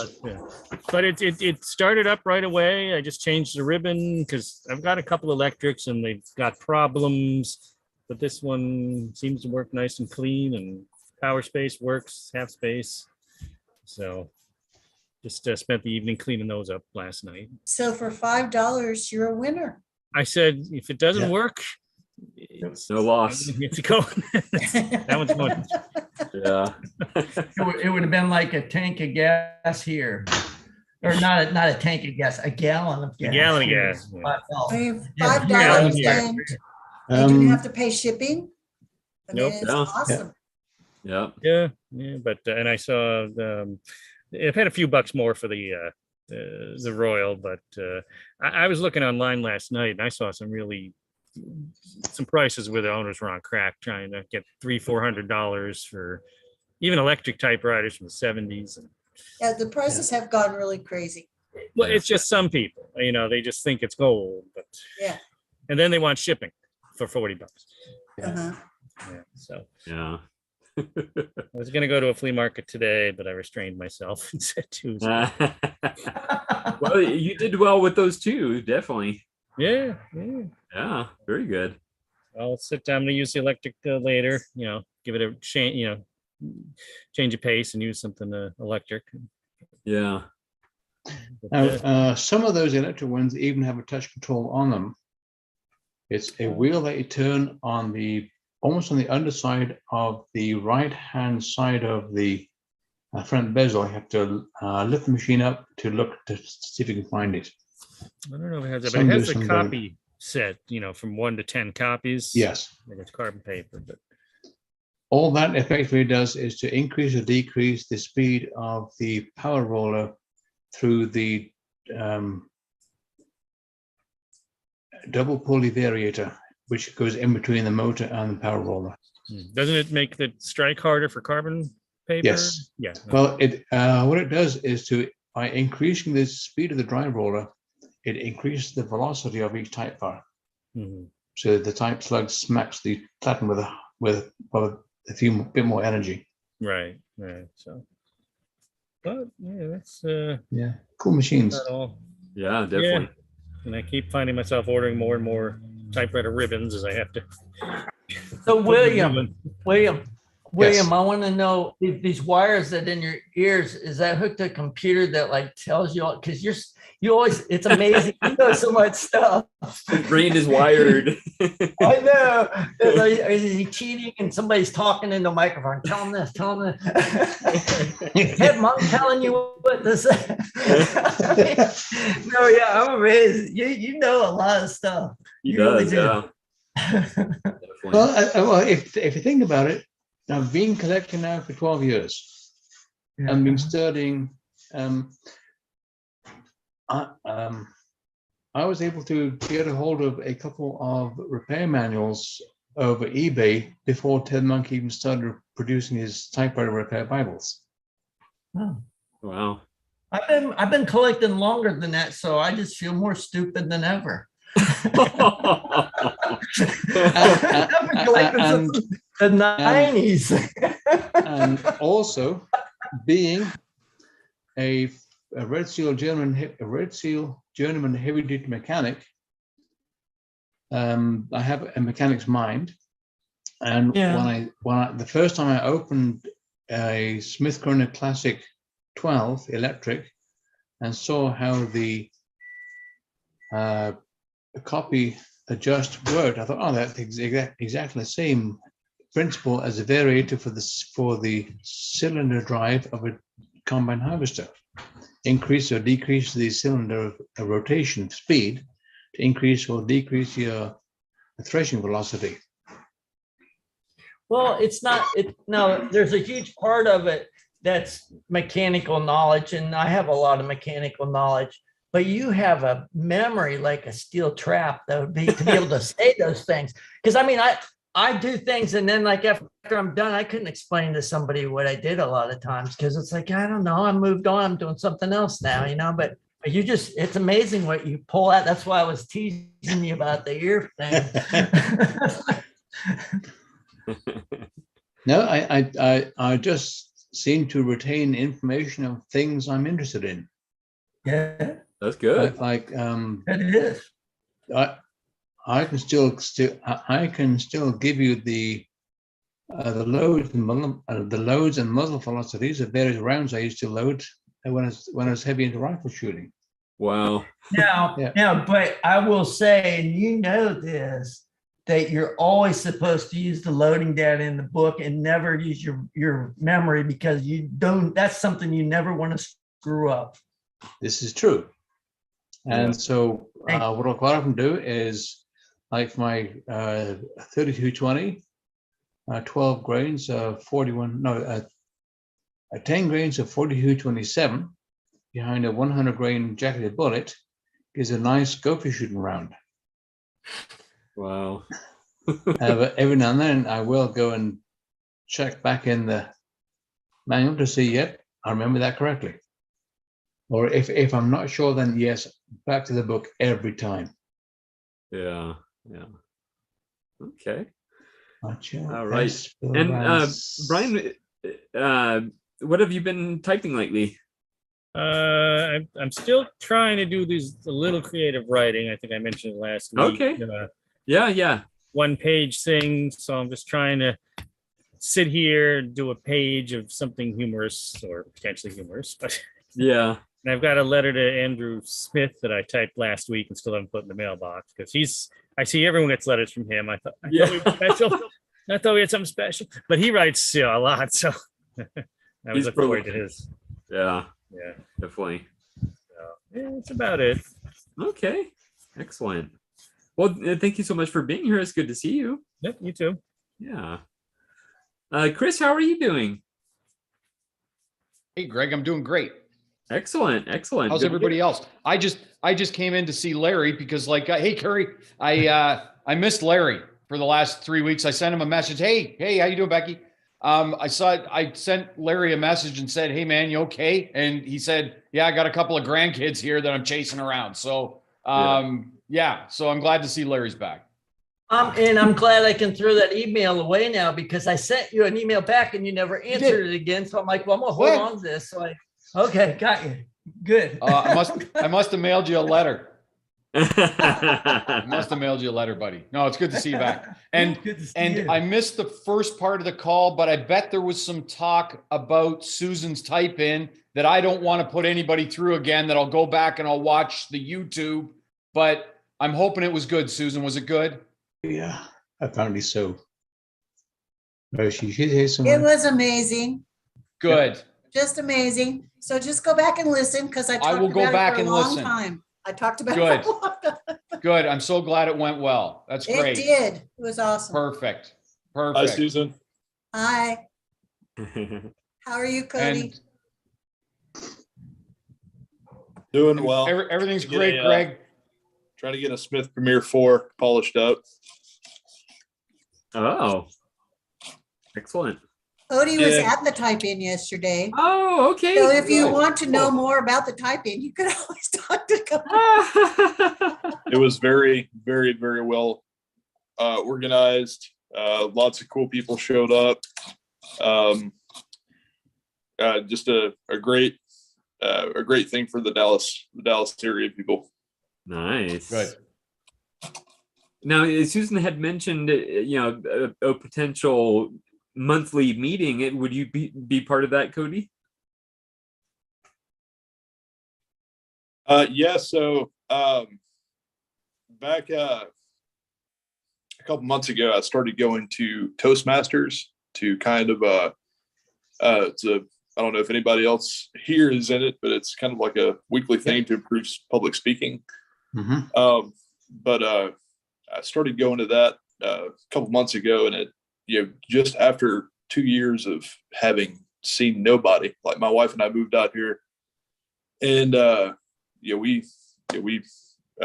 COVID happened, and we didn't really go see anybody that much, and going to the Toastmasters thing kind of made me, okay, I really want to go out on a regular basis and see people again, and why not organize something like a monthly meeting? So I was talking to Susan about it, and this was after she had started planning for the type-in. Okay. And this is so yeah, the idea right now is to be something like start off monthly. That's spread out enough frequency for people to plan around. Yes, everybody's got plans, everybody's got lives, and then just have an informal meeting, talk about what we've been doing lately, have like a show and tell part, do a little bit of writing, exchange maintenance tips, stuff like that, just to get together, an informal get together, no Robert's Rules of Order or anything like that. And then that's really just about it. Just something more frequent than because the last type-in we had before Susan's in the Dallas area, and I wasn't even here at that time. I didn't even really collect typewriters on the level that I am now at the time. That was 2019, and then COVID happened. Yeah. And of course, we've had David Brightbell's been putting on the virtual Hermans, which has been just phenomenal. But you can't really, there's no real replacement for getting together. Like people are meant to be together, in my opinion. Yeah. And that just makes this entire hobby, more worthwhile is doing it with other people. Yeah. Yep. Definitely. Well, my stomach is starting to say it's empty. So I'm going to go get lunch. So take care all, and we'll be in touch. All right. Enjoy, William. I hope. Take care. Have a good one. Bye, William. Bye. Bye. All right. And getting back to Chris, was there anything new with you? Any new typewriters or anything? Nothing's come in, but I've had a couple machines go out to really nice people this weekend. So cool. First timers. So I passed along the information, Greg. So they may be at least watching on YouTube or coming in. So a couple really nice people that grabbed a couple of really nice machines from me. So two have gone out. Nothing has come in. I like I said before, I don't know if Curry's experiencing the same thing. Curry gets more machines. He gets great machines, but I'm having things aren't landing in my lap, and I'm probably just not spending enough time looking for them. But it's I've got more machines going out than coming in, and it seems to be hard up here. And we got talking about it a little bit last night on the call. I think we've lost everybody that was on the call last night now, but we got talking last night on the call a little bit about, you know, population density differences between you guys down there and us up here. And I know I've spoken to it with Anthony from Ireland, and he's got a hard time getting his hands on decent machines over there too. We've talked about that. So I think there's some of that going on. I think the popularity is very high right now, and it's almost like it has to go into another part of the evolutionary curve where some of these machines that people were really big on leak back out into the supply again. So we have a chance to bring them in and repurpose them and rehome them. So yeah, that's kind of my perspective on that. So are you finding the same thing, Curry, or are you in good shape? No, the last month has been pretty steady actually. Good. And then I've got like 3 machines now this week to get back to, and order some feet in from our other friends at Toronto Typewriters. They're making feet. So so ordered a couple of sets of feet in for an Underwood 5 that were like completely destroyed. And but yeah, no, it's been steady. I said earlier on the chat that I made the mistake of having somebody pick up on a Sunday morning. It was a disaster. So he was, yeah, not the nicest experience with that fellow, but like I said, 99.9%. I just had a great Sunday guy. Yeah. No, 99% of my clients are awesome. I got the 0.1 guy today. So good riddance to that one. So all right. Takes all kinds though. It takes all kinds. Yep. Yeah. Well, my wife wishes that I have more typewriters going out than coming in, Chris. So yeah. Believe me, I have some marital motivation on that. There's definitely the typewriter restriction police have control over in versus out numbers. Let me tell you. So, yeah, but it's good because I'm not in this long term to, you know, turn a buck on this kind of thing. I'm just moving things through my personal collection and getting my personal collection down to hopefully 6 to 10 really good users, and then I can focus on just writing and letters and stuff like that. So does everyone here know? And then you can get 20 more, Chris. What's that? And then you can get 20 after you've gone down to that 6 to 10. Then you can get 20 more. Yeah, exactly. Something's going to happen, right? The illness kicks in full time, and all of a sudden something happens. Everybody knows this is Tom Hanks in disguise. He's got some kind of video thing going on with this Zoom, you know, but Chris McElroy is Tom Hanks. I'm telling the world, but everybody here knows that, right? The secret's out. I just want to make sure, you know. I mean, I like outing him because he takes it really well. He's a good guy. Everybody knows he's a good guy. It's amazing, you know. It's amazing he thinks he can hide his personality behind a facade like that. You know? Yeah. I shave my head every Saturday night, and it's back by Tuesday. That's exactly, you know, it's obvious it's him. That's so funny. So yeah, so that's kind of where I'm at typewriters this week. But if I've got Sean, if I can ask Sean a quick question, because something came up last week, Sean. and you were great. You gave me some information on stamps last week. We were in the chat on the side, kicking the ball around about stamps.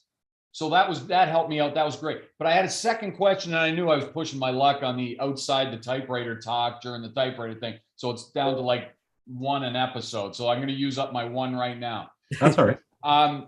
Ted, who's also here, so I'm going to blame Ted. I'm going to bring Ted in on this too. Ted said last week you were on an awesome vintage phone when you were having a conversation, right?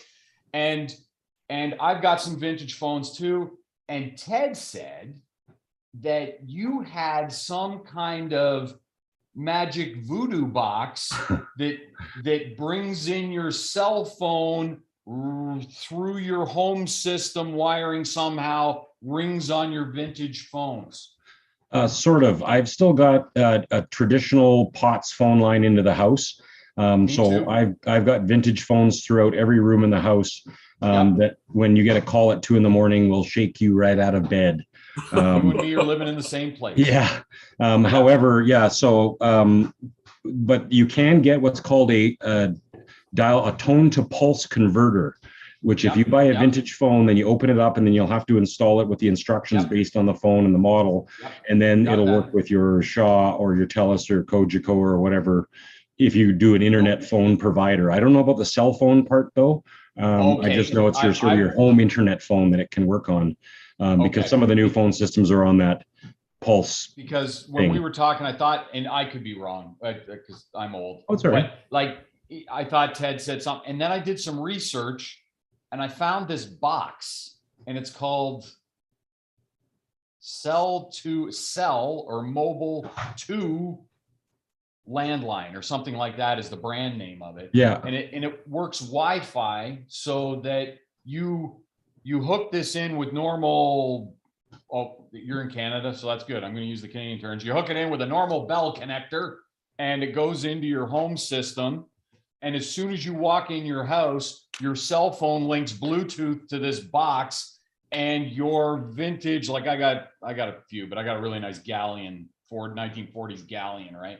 And whatever you've got hooked into your house will ring with your cell phone. Well, that's even higher level than what I've got, Chris.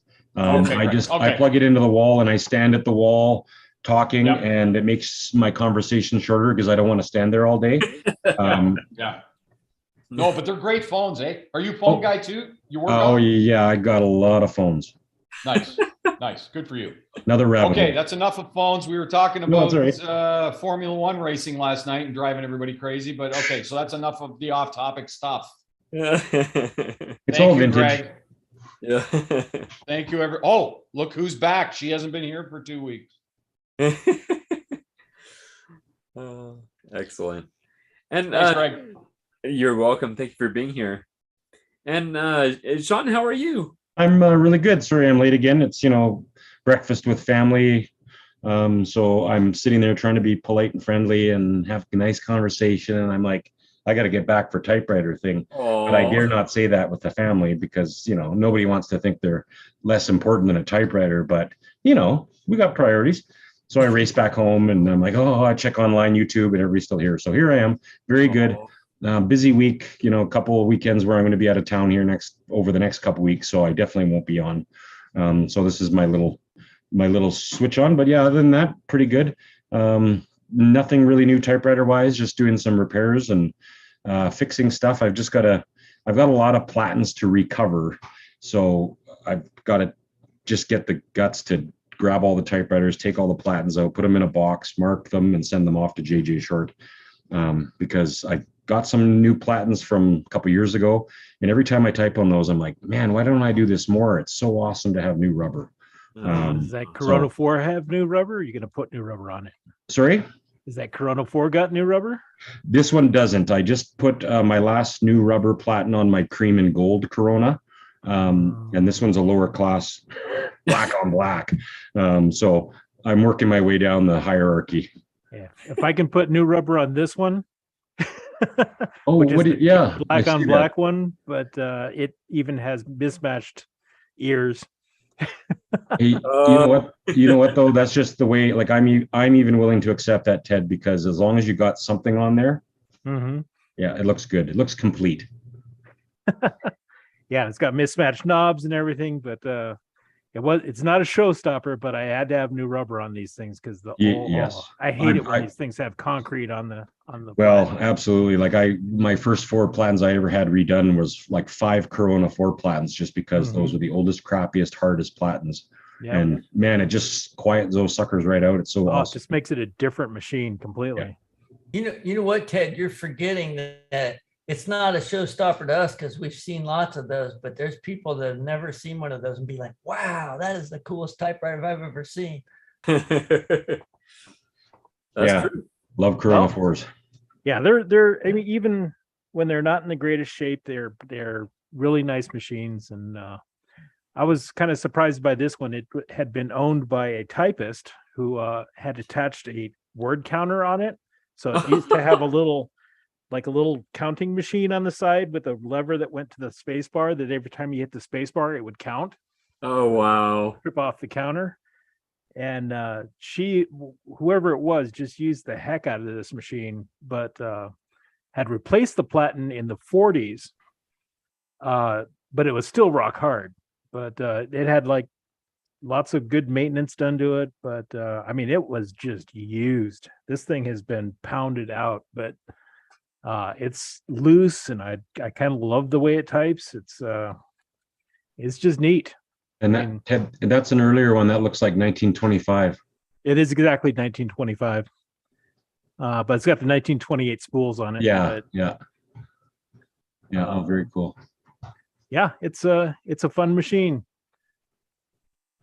I like the look of it. Definitely. Yeah. Especially with the red spools. You know, it's actually sort of fits Ted, right? When we see Ted typewriters, it's a Ted approach. Yes. Yes. This one is called Richard the Deep Breather. Richard the Deep Breather.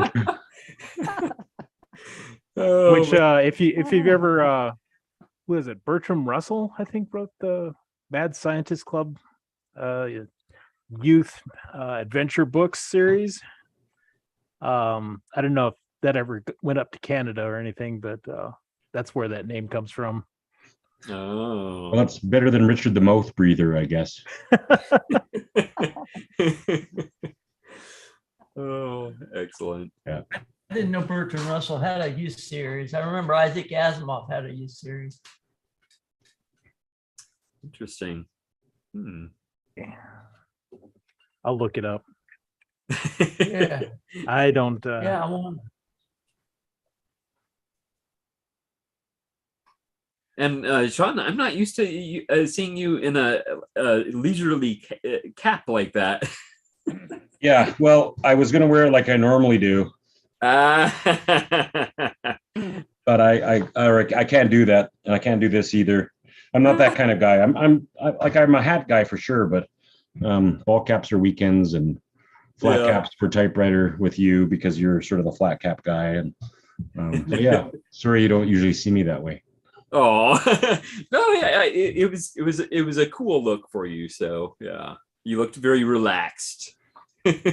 Feeling pretty relaxed today, but I feel better now that I'm with all my typewriter buddies here. So yeah. That's awesome. That's good.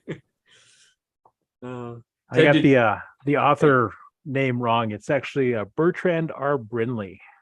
Oh, so that sounds familiar. Yeah, there was. I don't know if you ever got Boy's Life when you were a Boy Scout or Cub Scout back in, would have been like the 70s, early 80s. Yeah, I avoided all that. Yeah. Well, in Boy's Life, they did. He did like the book series as articles in that thing. So. Okay. Wow.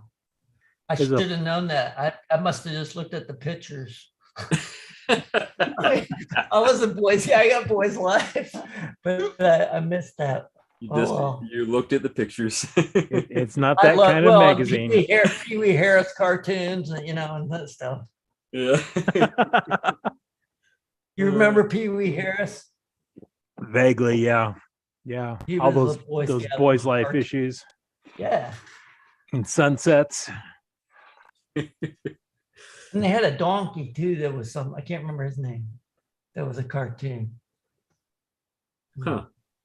It's gone on me, but I do remember the Mad Scientist Club books. Those were really good for like kind of a tinkering kid. Yeah. All right. Yeah. Gregory, sorry, how did your typing prompt go? What kind of stuff did anybody talk about Rose? I'm interested in what came out of that one. William briefly mentioned Rose in something, he was telling one of his jokes or something, I think, and Rose came up, but that was the closest we've gotten so far. So if you have something, feel free to share.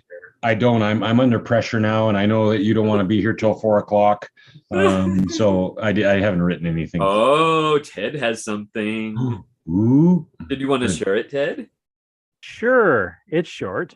Excellent. I want to go before May does, because she's. If I don't want to follow May. That would just be the worst idea. I didn't do a typing prompt today. Oh, okay. I was a little busy, but I do have a new typewriter. So I see she's got bat wings in her belt. Yeah, I've got an Oliver. It came yesterday. I thought it was black at first, but now looking at it, it's actually a really dark green color. It's not black, but it's in great shape. I mean, it's very dirty. It doesn't move, the escapement obviously is, everything is just dirty. But there's no major rust. There's no, you still have the pencil? Do you still have the pencil holder on it, May? The pencil holder, look at that. Yeah. It came with the pencil holder. I had bought the pencils a while back from Lucas Dole just because I thought they were neat, just a neat ephemera. And then I got the typewriter months later. So wow. It worked out. So it's just, what? It's a 1919 Oliver. Didn't you get an Oliver a couple weeks ago, or is this the one that you were going to get? Is that what it was? The one that I was going to get. An old family friend had it for about 20 years. He just got it, to be a shelf queen, to look cool. Never typed on it.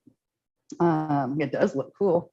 And then they moved to Tennessee a few years ago. And then, of course, he caught wind that I was into typewriters, and they're an older couple and they're trying to downsize, and so he just shipped it to me for free. He wouldn't take any money or anything. I offered to pay, and shipped it via UPS, and they did a really good job packing it. We were all nervous, awaiting its arrival in one piece, but they did an excellent job. It stayed right side up. And once he got the shipping code, he probably wishes he charged you for it. Yeah, because he had to get a forklift. Oh wow! Yeah, he insured it, and signature required, and all that good stuff. So yeah, it cost a little bit, but he was insistent that the typewriter go to someone who appreciates it, who'll fix it, give it a good home. Yep, he found the right person. So I'm impressed. I just want to get it cleaned up and typing. It'll be a summer project for sure, but I definitely look forward to it. And there's a lot of other people that have already posted resources and things like that. So even though I don't have a working Oliver to go by to compare, there's plenty of info online I can get help from. So I look forward to this because it's different. It's way different from any other typewriter. Oh yeah. I have. And so it's going to take me a little bit longer, to figure out how to get into those parts. But I did learn the carriage comes off easily. It snaps off. So that'll make it easier to clean. And then other than that, it just looks like it needs to be, dusted, blown out, and lots of oil. Apparently these typewriters need oil in many different places. So I don't know, give me a week or so. Hopefully I'll get it going if all goes well. To me, compared to other typewriters, compared to other typewriters, other typewriters, like you want to be careful. You don't want to necessarily put oil in a lot of places. This thing, you could probably have it under oil and soak it in it, and it'd probably work better. Oil. It's more like a sewing machine anyway. Like it's heavy duty. It's heavy. It is the heaviest, other than the Selectric. This is definitely now my heaviest and oldest typewriter. But thank God they put handles on it, May, so at least you can Yeah. leverage it up on the sides. Yeah, it's got handles. And it doesn't stand up on its back, so you have to build some kind of prop to hold it up while I work on it underneath. But I am just enamored. This thing is amazing. You know, for it being over 100 years old, it's in great shape. All the parts are there, and the little pencil holders there. And you know, the platen knobs are good. The only thing is the platen is so hard; it's like white. Oh yeah. So it'll be one of those that probably needs to be replaced for sure. Is it a print type typeface? Does it say print type on the thing somewhere? Yeah, or- print type. Yeah, print type. It still looks like a, you know, just a standard pica typeface. It's, So, well, it's a beautiful looking typeface compared to other ones Yeah. that say print type. I don't know what it is about it, but it looks a little different than normal typefaces. Almost looks okay. Gothic or something. It's an early Okay. Congress. It's an early Congress or Imperial, sort of a thicker letter. It's nice. I can't see it, but there are a few words on the platen that I can see typed on there. So I can see the typeface, you know, permanently marked on here, but Oh, as far man. as like being able to, not all the keys will push down, and I don't want to force them because you know, Oh no. snap something. So I want to clean it, oil it first before actually trying to type on it. Yeah. Great. Excellent. I'm excited. Yeah. Yeah. It's a holy grail typewriter for a lot of people. And certainly, you know, for me as well. I Definitely. enjoy it and like sharing it with people who get it too, you know. Because most of my friends would roll their eyes. Oh, another typewriter. But you Oh. guys are like, yay! Yeah. Definitely. Definitely. Your real friends support new typewriters. Yes. Yeah. We support the habit. We support. Right. My son found me one of those just like that, I think. I mean, it looks like that to me. I Yeah. don't know all about him, but he found me one. don't It either. was in a bank, and he talked to the. It was on display in a bank, and he talked to the teller and said, "Hey, my dad collects typewriters, and that's really cool." And they said, "Yeah, it's been here a long time." And he said, "Could I buy it from you?" And he bought it from him and gave it to me, and I was just so Nice. happy. I mean, he's a good Nice. son. But And anyway, yours that's- works. and, The type. yeah. Well, it was like yours, and I got it working. I mean, it sounds like yours as far as just all gummed up and everything, but I got it working. It even had a ribbon on it that was like at the bank. Apparently, it was just all strewn all over it and dried out and crumbling and stuff. Yeah, this has got ribbon in it too. School covers, everything. I don't have the pencil holder. I wish I had that. You want to give me the pencil? Apparently holder? they go missing. I guess people just didn't use them and unscrewed them and never put them back on. Yeah. I guess it's, Yeah. so this one has it. And I guess, what is it for drawing underlines as you type? Oh yeah. Yeah. Yeah. I'm guessing to underscore Yeah. things. Yeah. So I think that's Very cool. We're excited for Yeah. Me too. Thank you. you. Thanks for letting me share. Yeah, definitely. Definitely. All right. Now, the word of the day is rose. So I believe Ted has his typing prompt if he's ready. He may have stepped away. We don't know, but Yeah, we can't see his hands. So yeah, his talking Here's hand. one. You can see his rose-colored schools, though, like little flowers on top of his Corona 4. Ah, there tie-in. Here's I got a kind of a sophisticated poem here that I wrote. Oh yeah, if you want to read No, that, go for it. Can you read that or not? No. Let me make it big. Oh, can you read it? Oh, it's backwards, isn't it? No, we see it No. normally. I'll read it. We see it from. Yeah, read it. You do? How come I see it backwards? That's so weird. Otherwise, it would confuse you. You would move Oh. one way and then your head would move another way. So Oh. it's like you're looking in a mirror, but we see Yeah. everything. So what does it say? I don't know what it says anymore. I just typed it while we were talking. A rose Says is a a rose. rose unless it's a nose, in which case they call it a nostril. They may look the same if the nose is inflamed with a virus, aggressive, and hostile. So anyway, yeah. Oh, very good. I used to listen to Dr. Demento too. So Oh yeah, yeah, definitely. Very cool. Oh, that's neat, Gregory. You figured out how to do the chat Yes. scroll. Good. That way Yes. we don't miss them.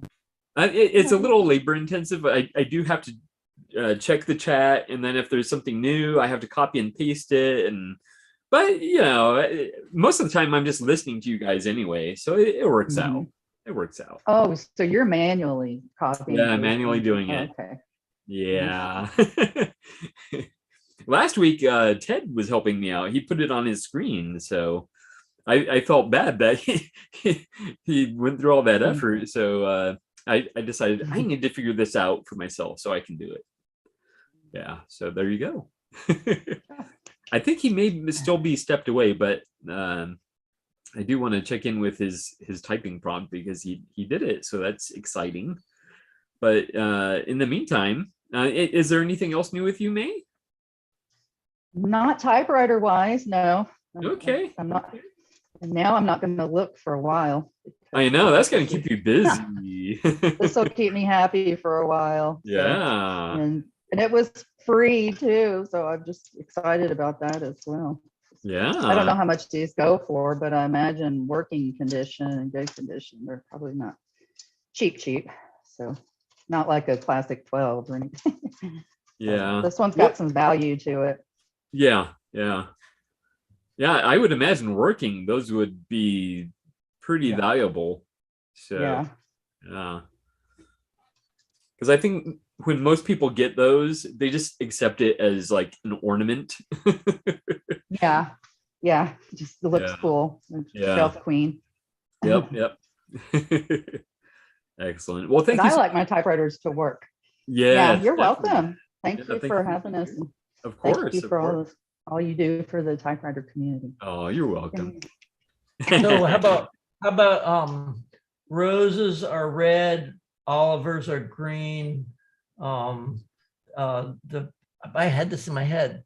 Oh, the price, but the price of an oliver is obscene or something like. I had it a second ago. I had it. You should have typed it. I know. I was just thinking about you got to write an Oliver poem. You know, once you get that thing going, you got to write it. Yeah. You're gonna love that thing. All right. I see Ted is you have your typing prompt, Ted. The talking hands. Oh, hold up. Put my headphones on. Ah, yes. All right.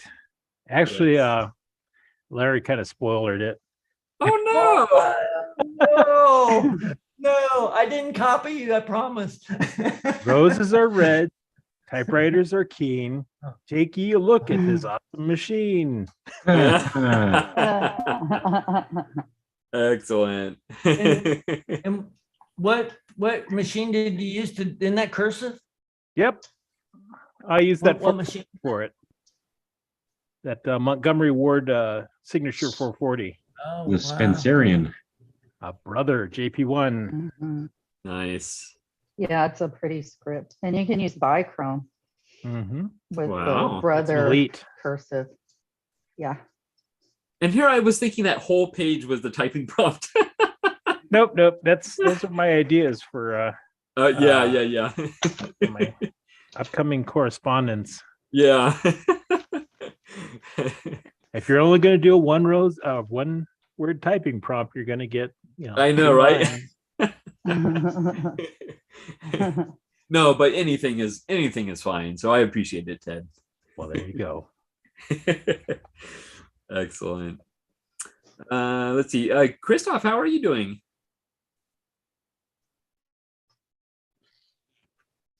He's always finding new typewriters, so I wonder what he found this week. How are you?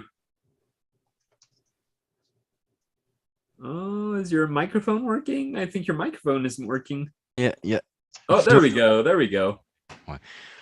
I'm doing great. And you? Excellent. Very good. Very good. Yeah, it was a very, very warm weekend. More than 105 degrees. Oh, Fahrenheit, wow. yeah. Wow. At this moment, I have a big storm, but it will be more cooler, more less warmer in this week. It will be better to work. No typewriter this weekend. I didn't move all the weekend. I went to a yard sale this morning, but I didn't see anything interesting or Remington round for €100 and it was a trash for high price. Oh boy. Always the same comment. It's vintage. It's the reason of the high price. The vintage rise up and nothing to say except I would always repair my Hermes 3000. Oh yeah. And everybody say don't touch the carriage, don't touch the carriage. But I still have the problem of the lines. Oh yeah. I think I will check it despite the comments. How I could repair this problem. Yeah. This is the last thing to fix.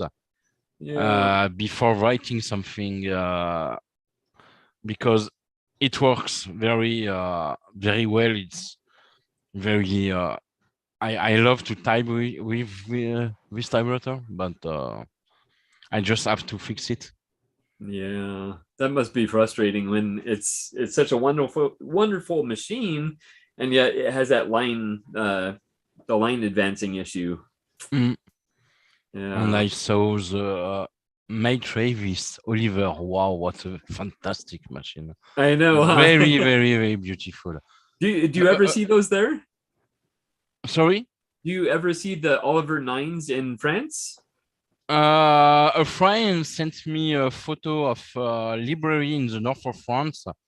They got Oliver 3 1993. Wow. Yeah, from 93. Yeah, Oliver 3. He sent me the picture. I was wow. Yeah. We got it in France. Yes, I went to a sales website. We have a few Oliver in France. It's Oliver, lot of Oliver 10, a few Oliver 6, but not a lot of. I wish I will find an Oliver one day. Yeah, yeah. I have hope to find it. Exactly. Yeah. I think that's definitely the most unusual looking typewriter. It's. I love. Oh, Sean, show us. Wow. Yeah.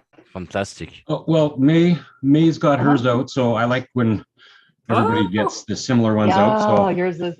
I was beautiful. worried. It took me 5 minutes because these things are so heavy that I'm worried about a hernia recurring. But then I thought, nah, I can pick it up today.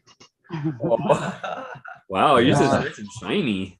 Oh, well, yeah, I've got a shinier one. This is a 9 that I picked up. Incredible. But this one is made in, or no, this wasn't made in the US, but it was sold in London. Oh, wow. Nice. But it's definitely same one, I think. and it's not a print type, unfortunately. My other one is, but anyway, yeah, it's good. I saw on the internet the building, the Oliver building still exists in Chicago. Yeah. Oh. Yeah. Interesting. And there's a plate. There's a plate about the Oliver company, and but the building still exists in Chicago. Oh, okay. Excellent. I do want to visit Chicago someday. Because I'm actually from Illinois originally, but spent very little of my life there. Other than the murders, Chicago's awesome, Gregory. Yeah. Well, you know what?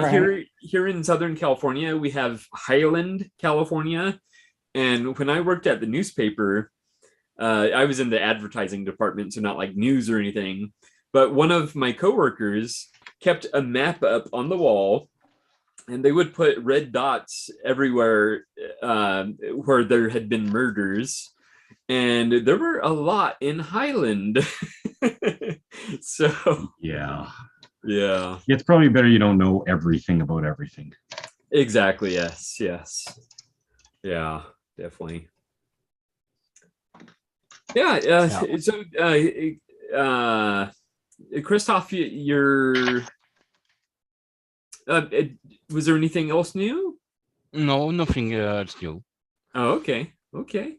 But yeah, I really hope you get your Hermes 3000 working, because I will check it when I will have time. Yeah, I will be in I don't remember, vacancy or holidays in USA. You said what? Vacancy, holidays? Holidays in July. I will have 2 weeks off in July. Okay, and I will have time to check it. Yeah, you'll definitely want to take time with that, because it sounds like it. You know, if you're getting advice from all these people saying, "Oh, don't do it, don't take off the carriage," then it sounds like it. Hey, everybody says give your typewriter to a professional, but we haven't professional. Exactly. Yes, the only professional we got is the owner of the Typewriter Museum in Lausanne. He is a specialist of Hermes, because Hermes is from Switzerland, and but I live 700 or 800 kilometers from Switzerland. It's too far for me. Yeah. Too much money to repair it. Yeah, definitely. Yeah, and Christoph, somebody has to do it, and it's it's your typewriter. You can do what I would do it too. Just to, even if I failed, you didn't fail if you do something that you want to do. My mom always used to say, "Why not?" instead of "why." She'd say, "Why not?" Yeah. Do you have the typewriter repair Bible, the 3000 typewriter repair Bible, Christoph? Because you can get it as a PDF format on the internet from Ted Monk. And and it's going to help you with all the instructions of how to do all that. Yeah, I didn't see PDF for the moment. I will search more informations and I will ask to the Lausanne Museum if he said me he will send me some documents, but he never done. I know, but Ted Monk has waiting. the repair Bible specifically for the Hermes 3000 that's available. Yeah. It's just a small problem. It's not a very hard, but it has a lot of. What do you want to do, Christoph? Do you just want to take the carriage off? Is that all you want to do? The lines are very. The alignment of this the line spacing is wrong. Yeah, the line are. It's only advancing like half of a line, right? That's what I saw. But don't be scared of taking the carriage off that machine. It's the easiest machine to get the carriage off. Yes, it's two screws. Yeah, because I repaired, I fixed it with Daniel. Daniel helped me to fix the carriage because the carriage always moved without stopping. It was a little spring. It was a very little 3 millimeter spring. The spring moved, and but this time it's not the body; it's inside the carriage. It's and the problem is I don't want to make problem with the margin. the margin system is very hard to repair if I broke it. Absolutely. That you don't want to mess with those red ribbons. But what you need to do is pull the platen out of it and get at the gear drive end on the left-hand side. That's where your problem is. So the platen comes out of those things easy. I've watched you do more complicated stuff on Sunday than it is to get that thing out of there. You'll be fine. I will check it soon. I think it's not complicated to do, but I don't want to make mistakes. You know what? You and I can even do our own Zoom call, just you and I, and we'll take one apart together. Because let me tell you, it's not rocket science, dude. They made those things really well, and all the stuff that's at that end, I've never fixed the problem that you've got, but I know where it is that you need to get to fix it, and I can get you there. Okay, excellent. Say yes, Christoph. Say yes. Just do the Zoom call with him and say yes. Actually, and after the Hermes, if I repair the Hermes, I want to fix my Remington 16 because my Remington 16 is in very good condition and it needs a very good cleaning and new ribbon and fix a little carriage problem, always a carriage problem. But it's a beautiful machine and I want to fix it. But first the Hermes, and I will check it later for the Remington. You know, Chris, my home is a mess. I have to clean my home.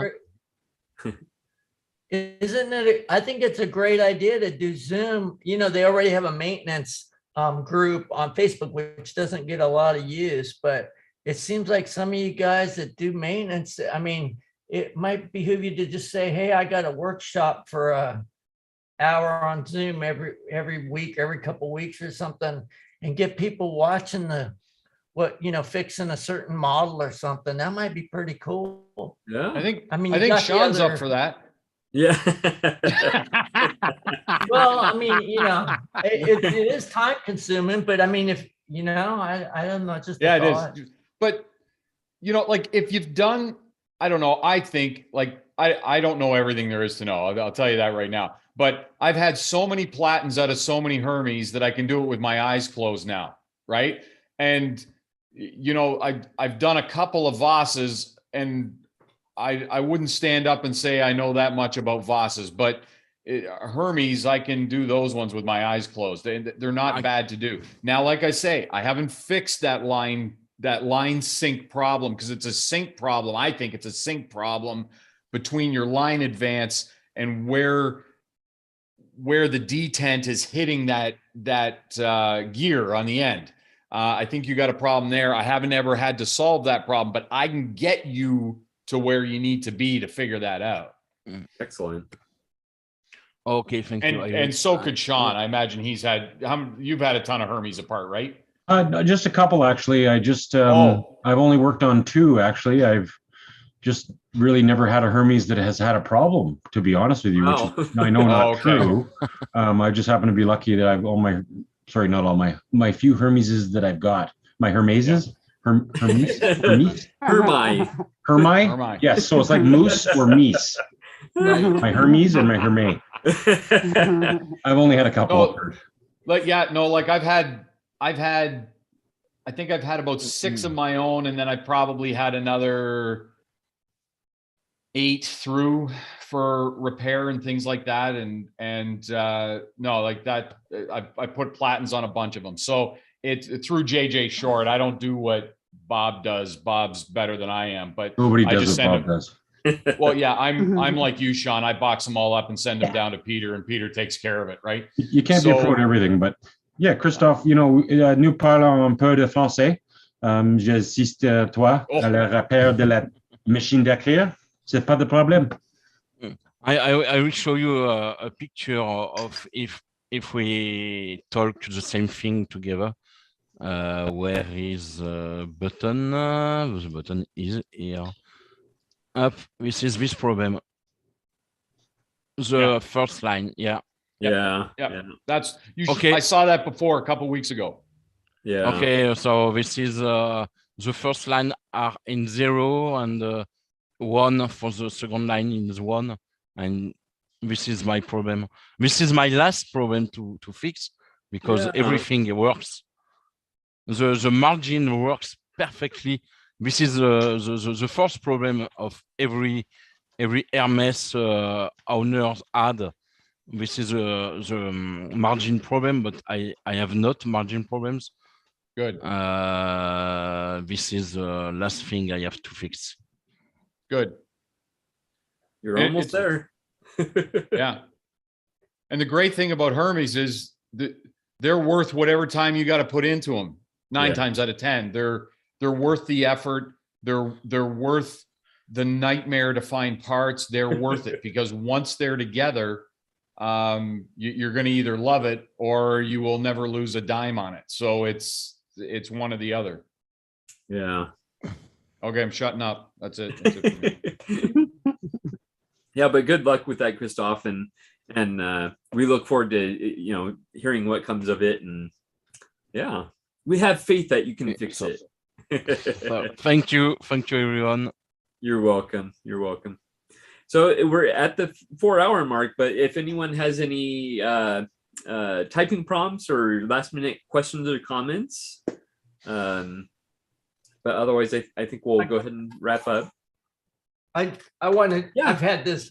I don't know. I've had this for I don't know 5, 6, 7, 8 years or something. Ooh. And it's just a lot of people probably don't like them or whatever, and it's a lot of plastic and stuff. But it's got like every bell and whistle, anything you could want on it, and it works. It's amazing how well these things work. I just love this thing. And I love that color. It's a Headler Type S. Oh, okay. Okay. Yeah, it's not like a tank or anything like that, but look, I'm lifting it. That tells you something. But it's wonderful to type on. I just thought I'd get it out and show it off today. Yeah. Excellent. Yep. Nice Very color. cool. Yes, definitely. Definitely. All right. Sorry, Greg, one more thing. Yeah, go for it. If Sean gets the award for the best looking Hermes and May gets the award for the most recent looking Hermes, I want the award for the most fugly Hermes. Mine is god awful. Or not Hermes. I'm sorry, Oliver. Not Hermes, Oliver. Okay. Yeah, I was gonna say that's a very ugly Hermes. That really ugly Hermes. Yeah. I was looking at the rounded thing. Maybe that's a lamp. Okay. Green. I don't know. It doesn't look so bad to me. Oh yeah, it's missing a platen knob. It's no pencil. It's missing the right hand key top. But you know what? I got it from an old factory Olivetti repair guy, and it works beautifully. The escapement is beautiful. Nice. So it just needs. I need some parts. Yeah. Yeah. Well, but anyways, there's a parts group for that. Awesome. I gotta go find it. I didn't know that. I didn't know there was a parts group. Yeah. What is it? The antique typewriter maintenance group. Maintenance. It's the antique typewriter There's a maintenance and accessories group. Yes, there you go. Oh yeah. Parts and It's accessories. on my list of resources. There you go. We all need a copy of your list of resources. Yeah, I should scan it and you should on the website. Yeah. I was thinking that Chris could give it to his customers that he's recommending Typehouse to, because it does have a lot of neat stuff on it. So. Yeah, please do share that. Definitely. Yeah. Definitely. Excellent. All right. Well, thank you so much, everybody. And we will see you again next week. Well, thank you, Gregory. Y'all have a great Father's Day, all you dads out there. Thank you, everybody. Happy typing. Happy Father's Day, everybody. Bye. All right. Bye. Bye-bye.